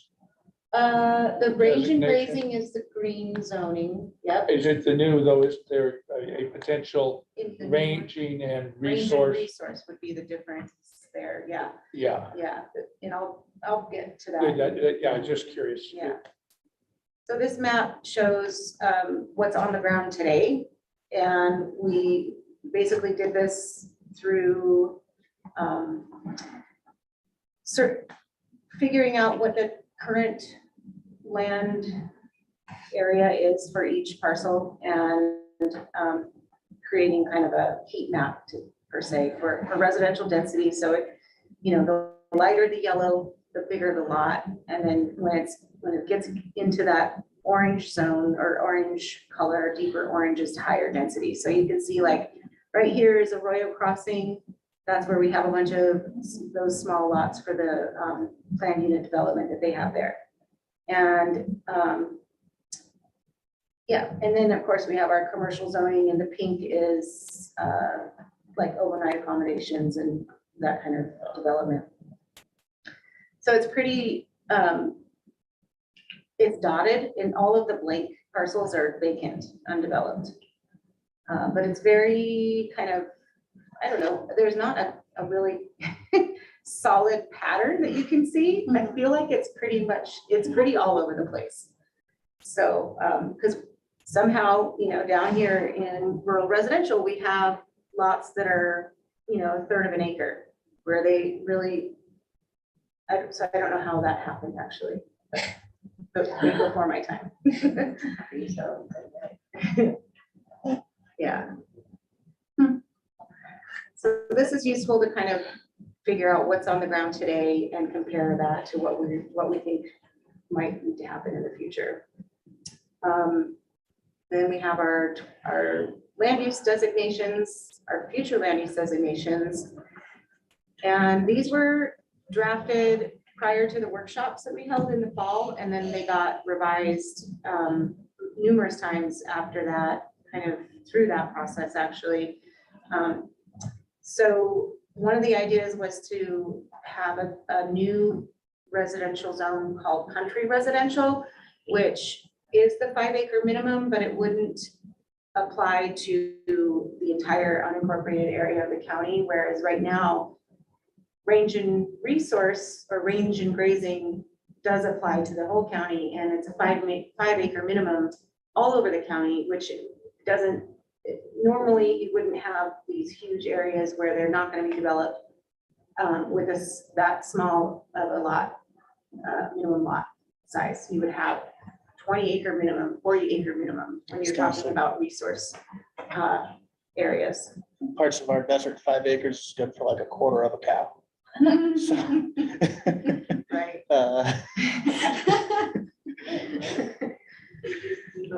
Kill those 3 months. But, there are still some places, there's still some places in the valley that have these big tracts of land. And so it's kind of like, well, do we want to preserve that as 5 acre minimum lot size? Probably in some cases. And then there's Thompson Springs, which does have the same, but even more of that, where they might want to have some density right in that downtown little area where they're redeveloping, but then out on the outskirts where there's a bunch of private land, it might be wise to just keep to the 5 acre minimum. And then it would go out from there, in the outskirts, it would be more like the 20 acre or 40 acre minimum lot size. So that's where you get the range and resource. So that's down here, and it says it's under non-residential, but you could still, of course, have a home on those lands. But they wouldn't be used for large subdivisions and developments like, out in the boonies. It's how Oregon has preserved its rural land. Because otherwise they'd have 5 acre lots all over. Yeah. But outside the urban growth boundaries, much of the land is in these big parcels. Yeah. Yeah. It's much more common for lands that are kind of more geared towards the use of being grazing, agriculture, resource extraction. Those kinds of lands typically are much larger in terms of the minimum lot size. So, but these are ideas. It's nothing set in stone.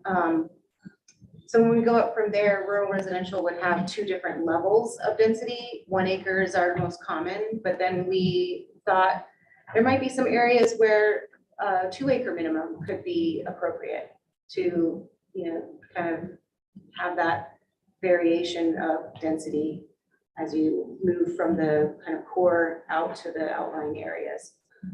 So something to be thinking about. Then we have medium density residential, which basically would replace like large lot residential and small lot residential. I think it's kind of funny that large lot residential is a half acre minimum, so I don't really see that as large lot necessarily. I think it's getting closer to a medium density. So 2 different levels of density there for medium. And then multifamily would be a possibility of going from what our current density is for multifamily, which is 8 units per acre. That's the most you can put in a multifamily residential district. Having that, maintaining that, but then also having some areas designated for 18 units per acre, and then going all the way up to 35 units per acre. And that 35 units per acre is based on our highest density that we allow in the HGHO currently. So that. What is our maximum, just going back to the feasibility of looking at things like height, Yeah, so parking as a, lever, what is, I can't remember the height. our maximum height is 35 feet, and we just don't go beyond that. But a lot of developers have said, in order to do multifamily, like 35 units per acre, and provide affordability and all of that, and make them nice, that going up to about 40 to 42 feet, and to have still only 3 stories, but just to have the height of the ceilings in those units to be like feasible. Lofted ceilings do cost more money. Right. Yeah, So- marketability, huh? We've looked at some areas kind of where, because obviously that going that high is risky in terms of people's, the ridgeline protection and the view shed and all of that. But when you think about, there's areas in the valley, like up against the cliff, the ridge, Moab Rim, down from there, you're not really worried so much about the view because it's just a massive wall, right, of topography. And so that's where one of the HGHO developments is proposed currently, that's 35 units per acre. It's the Viewgate Terrace HGHO, and that is a multifamily development, and it's right there kind of at the base behind the Wingate Hotel. So it's not necessarily posing a huge risk to people's view sheds and the ridgeline protection. So we were kind of thinking, there could be areas where that bonus density could be appropriate, for increasing the height. So non-residential, there's range and resource, neighborhood mixed use. This would be like taking currently we have a zone called neighborhood commercial and general business. And they're both sort of similar in what they allow. And they also allow residential above the bottom floor. So it's trying to get at that mixed use type of development. So we thought it could be that there's just neighborhood mixed use that allows more of the, let's see, I'll just read it straight out of here. Retail or professional businesses and offices with residential on the upper levels of building, parking in the rear. So trying to create that more of a walkability, instead of having parking in the front and a huge bay of cars, that you have to walk through if you're just walking to go to these places. It would be more like downtown on Main Street, that kind of like zero frontage where it's just more nicer for pedestrians. It's more pedestrian friendly. One developer I spoke with after one of the workshops was, eager by the idea of mixed use, but said at this point, it would just not pencil out. So I do wonder for this and for multifamily, especially as we go back into this, I'd love to even just like like war game one of these, what would it actually take to make one of these properties pencil out, given some of the risk that we might anticipate in the Right. process, to even see if this is viable. Yeah, and maybe we don't require a residential component to this, but the idea is really neighborhood scaled and low nuisance retail service oriented, intended to serve the needs of the surrounding neighborhood. So just not as intense commercial development that you would see in highway commercial, but the other kind of commercial services that you would find. Yeah, anyway. This seems like a place we might also start with looking at parking requirements and minimize parking Right, requirements to help reducing the parking requirements for those uses, yeah, for sure. Resort commercial, right now we have resort commercial and resort special. And so I think it would be beneficial to kind of reassess why we have those two zones and if there is a way that we could consolidate those and make them more, I don't know, just seems like it could be redundant. But those areas would be encompassing where we currently have the OAO districts. So that would be kind of absorbing current OAO developments that are on the ground or allowed. And then highway and arterial is just our highway commercial zoning, which would pretty much stay where it is. There's not a lot of places we'd want to put that other than just right along the highway. Light, medium industrial. And this one, I feel like there's a lot of opportunity for implementing more of this in the county and even in the valley, maybe on the outskirts. The heavy industrial is more kind of very much going to be more in those outlying areas, not in the valley. But light, medium industrial could be, I thought about this a lot, but I would love to see what other communities are doing for the types of uses that would need to be classified as this because of their impacts, but it could also contribute to kind of diversifying the economy, different things that we could be implementing there. Okay, so now that we have an idea of our future land use designations, I'll go back to our results that we presented back when we had the workshops in 2022. So this is the cumulative results of the future land use map workshops. And we've had probably all together between those three different locations, I can't remember what it was, but probably 50 to 60 people. Yeah, I mean, Thompson was separate. Thompson was separate, right, but just I'd for say these. between the two, I'd say like 40 Okay. or so. Yeah. So, and we also have this up online on Grand County Connects. People haven't really been too interested in taking this little, or doing this exercise, but it is available for folks. There's been a handful of people who Yeah. have completed it, and that isn't reflected on this map. Right, that's true, yeah. But it is really interesting to see like what, some of us have talked about in the past, this Spanish Trail node, and that was reflected in the workshops. People kind of put their little dots down for mixed use, neighborhood mixed use, all in that little area. And then also kind of up around Mill Creek, there's more multifamily, but there's a lot of higher density development that was being proposed kind of all along this corridor. So I thought that was interesting. People were, not shy to kind of, let's go ahead and, have some high density in these areas.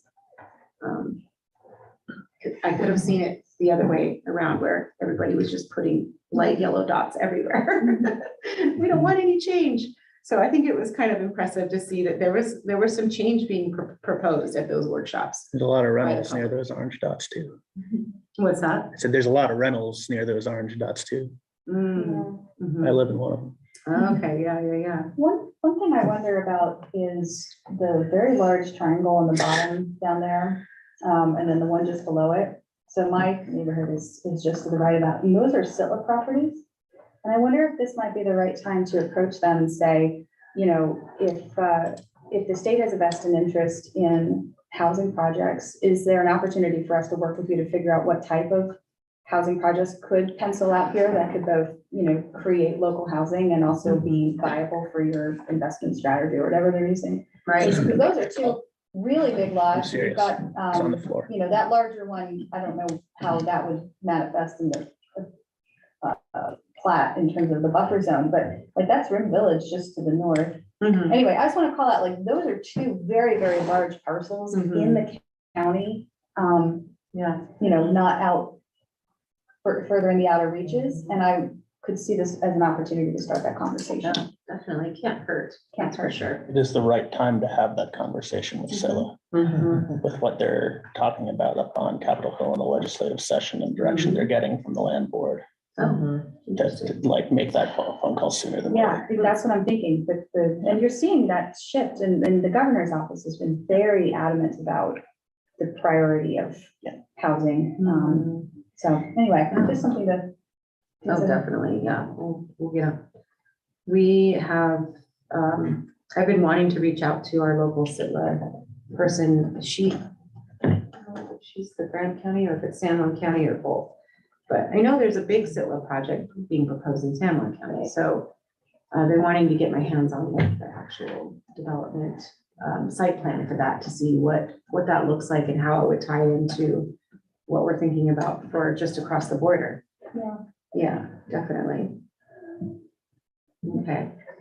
Let's see, so that would bring us to what I've just started to work on, and this is just, really a rough draft, again, disclaimer. But yeah, so the brown here, Obi, that's what you were talking about, range and resource. That's that huge, it's a Sitla parcel. And it was, it was proposed a long time ago as a huge development. I don't know, I put that out there just as, I kind of wanted to try to put everything that we have on the land use designations that we've come up with on the map somewhere to provide examples of how it would work. But that's a huge shift. That might not be what we want. We might want to preserve that as 5 acre minimum lot size, which is what it is currently, I believe. Sitla's, it's gonna be a polite recommendation to Sitla, whatever we put there. Right. Right, Oh, of so. course, of course. Although I think it needs, now, I'm not talking about that particular area, but with Sitla, I'd zone it now like you want it. They will claim, they're claiming out in Castle Valley, we'll follow the planning commission's thing. If the planning commission acts fairly, they say, in a little subtle way, but I think we zone it the way we think it should be, worry about Sitla later and whether they can actually do anything they want, because they've not proven it in court yet. But in any case, it encourages them to zone it the way we want it, so. Right, it's better to plan for what we do want and what would make sense for the community. And what I would say is, that's why I'd love eventually to see, what are you gonna do with the land that's away from Spanish Valley? And I understand there's lots of stuff. I don't know if you're gonna say, well, land that's away and it's tucked away privately, et cetera. Is this zoning or stays range and grazing? But it's a decision that's very important to outline later areas, so. Right. And then I shut up. So just because I'm a Luddite, sorry, don't. A Luddite, I know what they are. There's between that like southern city annex and the big yellow, what is that? County residential. A lot of that isn't zoned, but what's going on there? It was in the previous, like, there's no colors on top of that part. Oh, I haven't gotten to it. Okay, so I'm sorry. I wasn't trying to call you out, but I was looking at it like, what happened? This is just the beginning Copy of that. what I was able to come up with, and I apologize. No, don't apologize. You're so busy. I was just like, I didn't know if I missed something. No, you're right. There's a whole bunch of parcels in this area down in here, and then also. They're super tiny and right myopic. here. Copy that. But so we can look at that area, like this is the orange right here is Viewgate. That's where that multifamily is going, but it's obviously not taking up there's a whole back parcel here that hasn't been subdivided yet. That's not gonna be developed. It's just preserved as open space. 'Cause there's a big water thing going on there. And let's see. So that's, yeah, that's right next to highway commercial, and, you know, there's a possibility that some of this has been a parcel that's been talked about by developers for a similar project for multifamily, for low income. Applying for the tax credits to do actual income restricted housing, which would be very cool. And then, yeah, this is the complete opposite of that, which would be the country residential. And these are all parcels that range between 3 to 5 to 7 to 10 acres. These are all very large parcels, still have not been subdivided down to the 1 acre minimum. So there's an opportunity there if, if that makes sense to kind of bring the net density, keep the net density the same, but we're decreasing density here and increasing it in these other areas that make more sense. Is there, and you might not know this offhand, but I wonder if there's precedent for that type of zone having,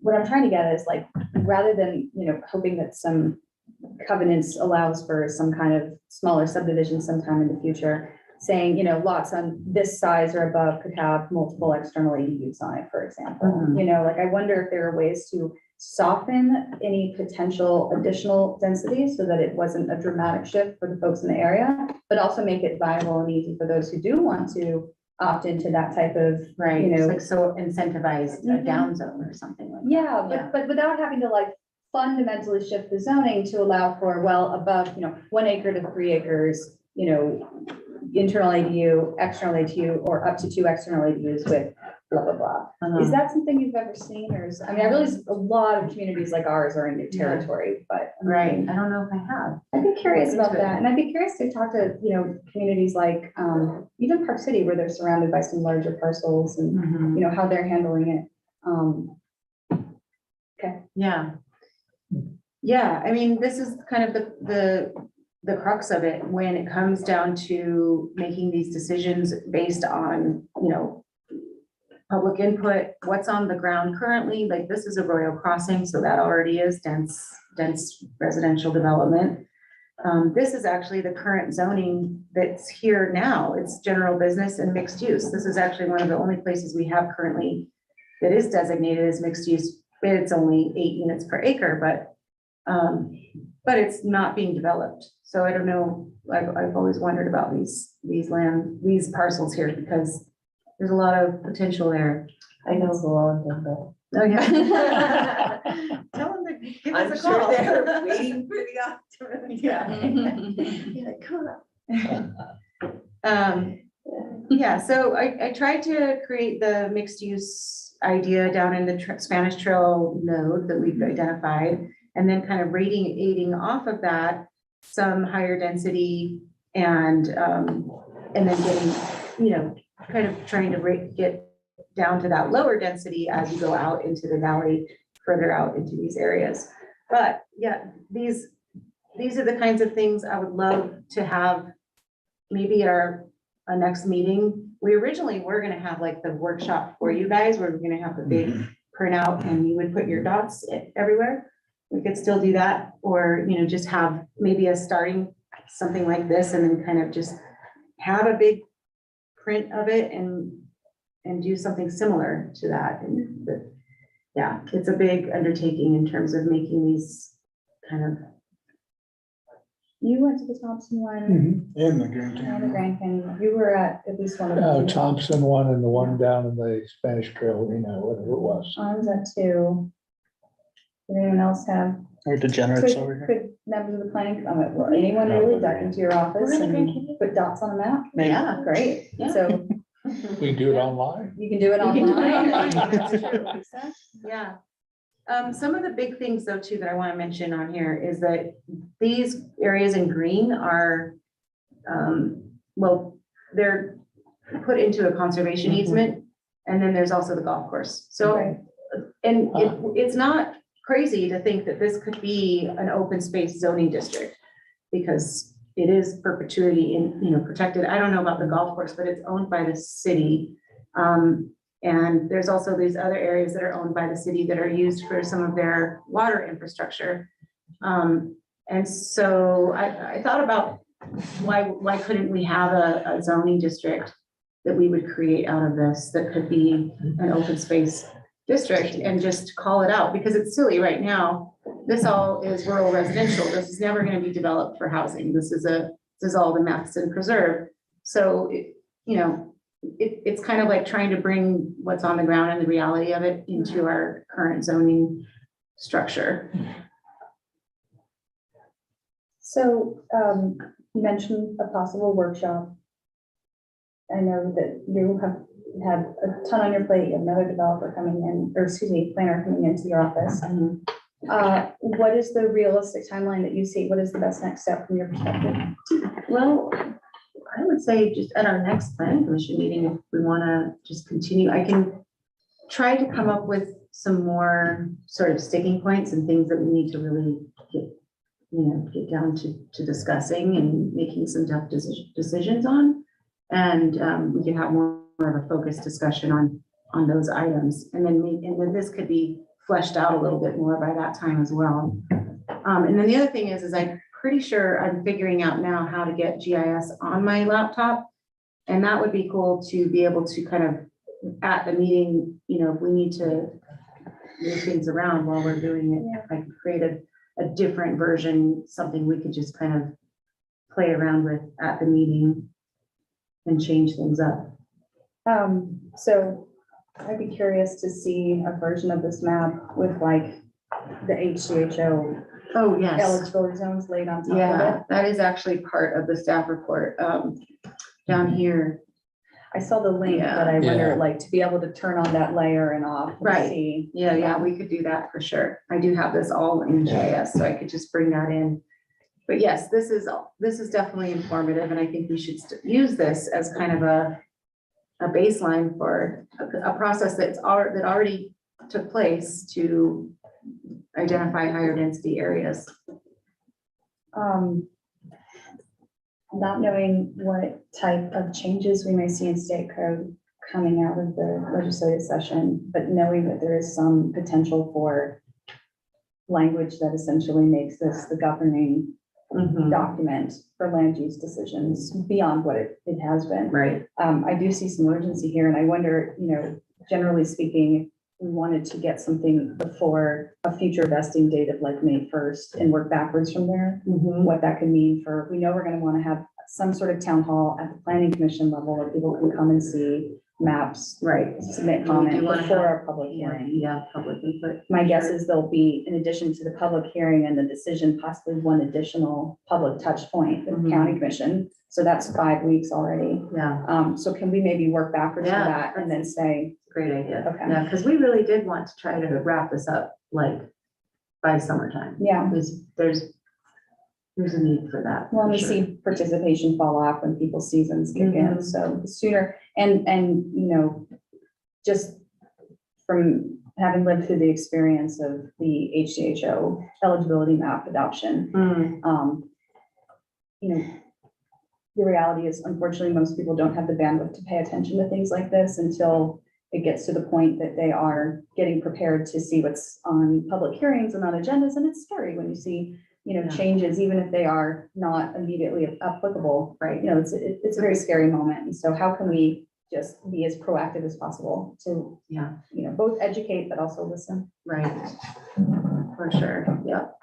Yeah, we've discussed having public workshops specifically like in these areas where changes may be proposed that are more drastic.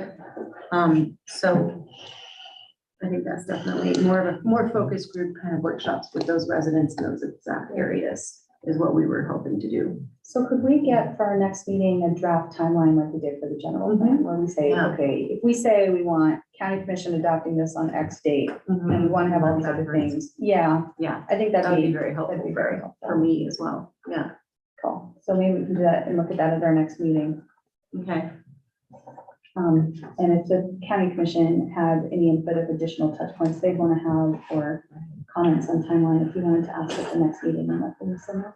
Okay, That would be wonderful, okay. especially for those that have also went through the HDHO with Mary and Kevin and Right. This is in our land use code, but it's buried. And it's not on our GIS map, on the parcel map, so I don't know what, we discovered it, and it just doesn't seem like it's an active. There's a history there. I'm trying to remember, we had one applicant who came, do you remember in like a big Arroyo? And there was that whole conversation about whether it should be multifamily residential, and then they just backed off. That's the only time I've ever seen an application. For yeah. I didn't know there was such a zone, that designated, but yeah, it's not. Yeah, it goes, it's like 8 to 14 to 20 units per acre. And I do remember somebody commenting, it just hasn't been used particularly. Well, they had a different plan, and it was recommended by planning and zoning that that would be a more appropriate zone because it's in this map. And that just, Anyway, something to look at. something to look at. All right. Well, fantastic. I'll let everyone know. I'll be at the next meeting, but then I think I'm going to miss the next 2 meetings after that. My sister's wedding. Hey, way to go. Yeah, very excited. Not be on my computer. So I don't know where that leads us, so you will be in the hot seat. I'll study up. I'll come back, you guys might not want me. Any other future considerations or comments? I wanted to say one thing. I work in every place, and I always love the trailer parks because there's always just an interesting community going on. One thing I noticed was really interesting. Some of them have changed their policies on ownership. And that has huge ramifications.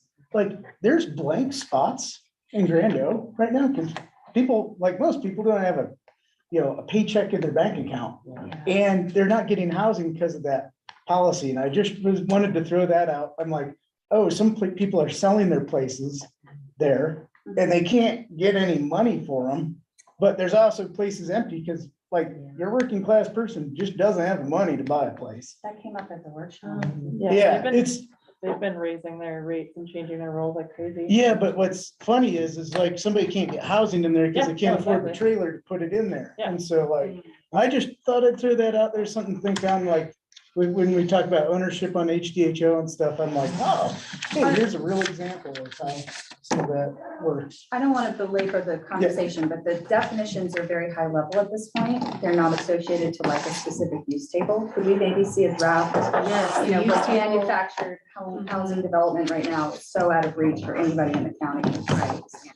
Yeah, that's gonna be a whole other kind of part of this process, is updating the lot design standards tables, so like the actual density charts, and then the use table. Would it be helpful for anybody who had interest to start to look through it and bring thoughts to the table now, or is that premature? No, I think that's not premature, So so we it'd can be- send some links out for. That'd be great. That'd be awesome. Yeah, and that way folks can divide and conquer. All right, if there's no future considerations.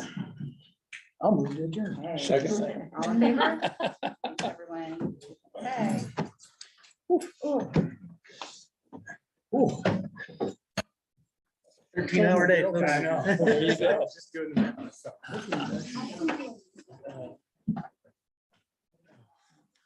See, that blows my mind, $100,000 in extra things. Like, is there any low hanging fruit? Like,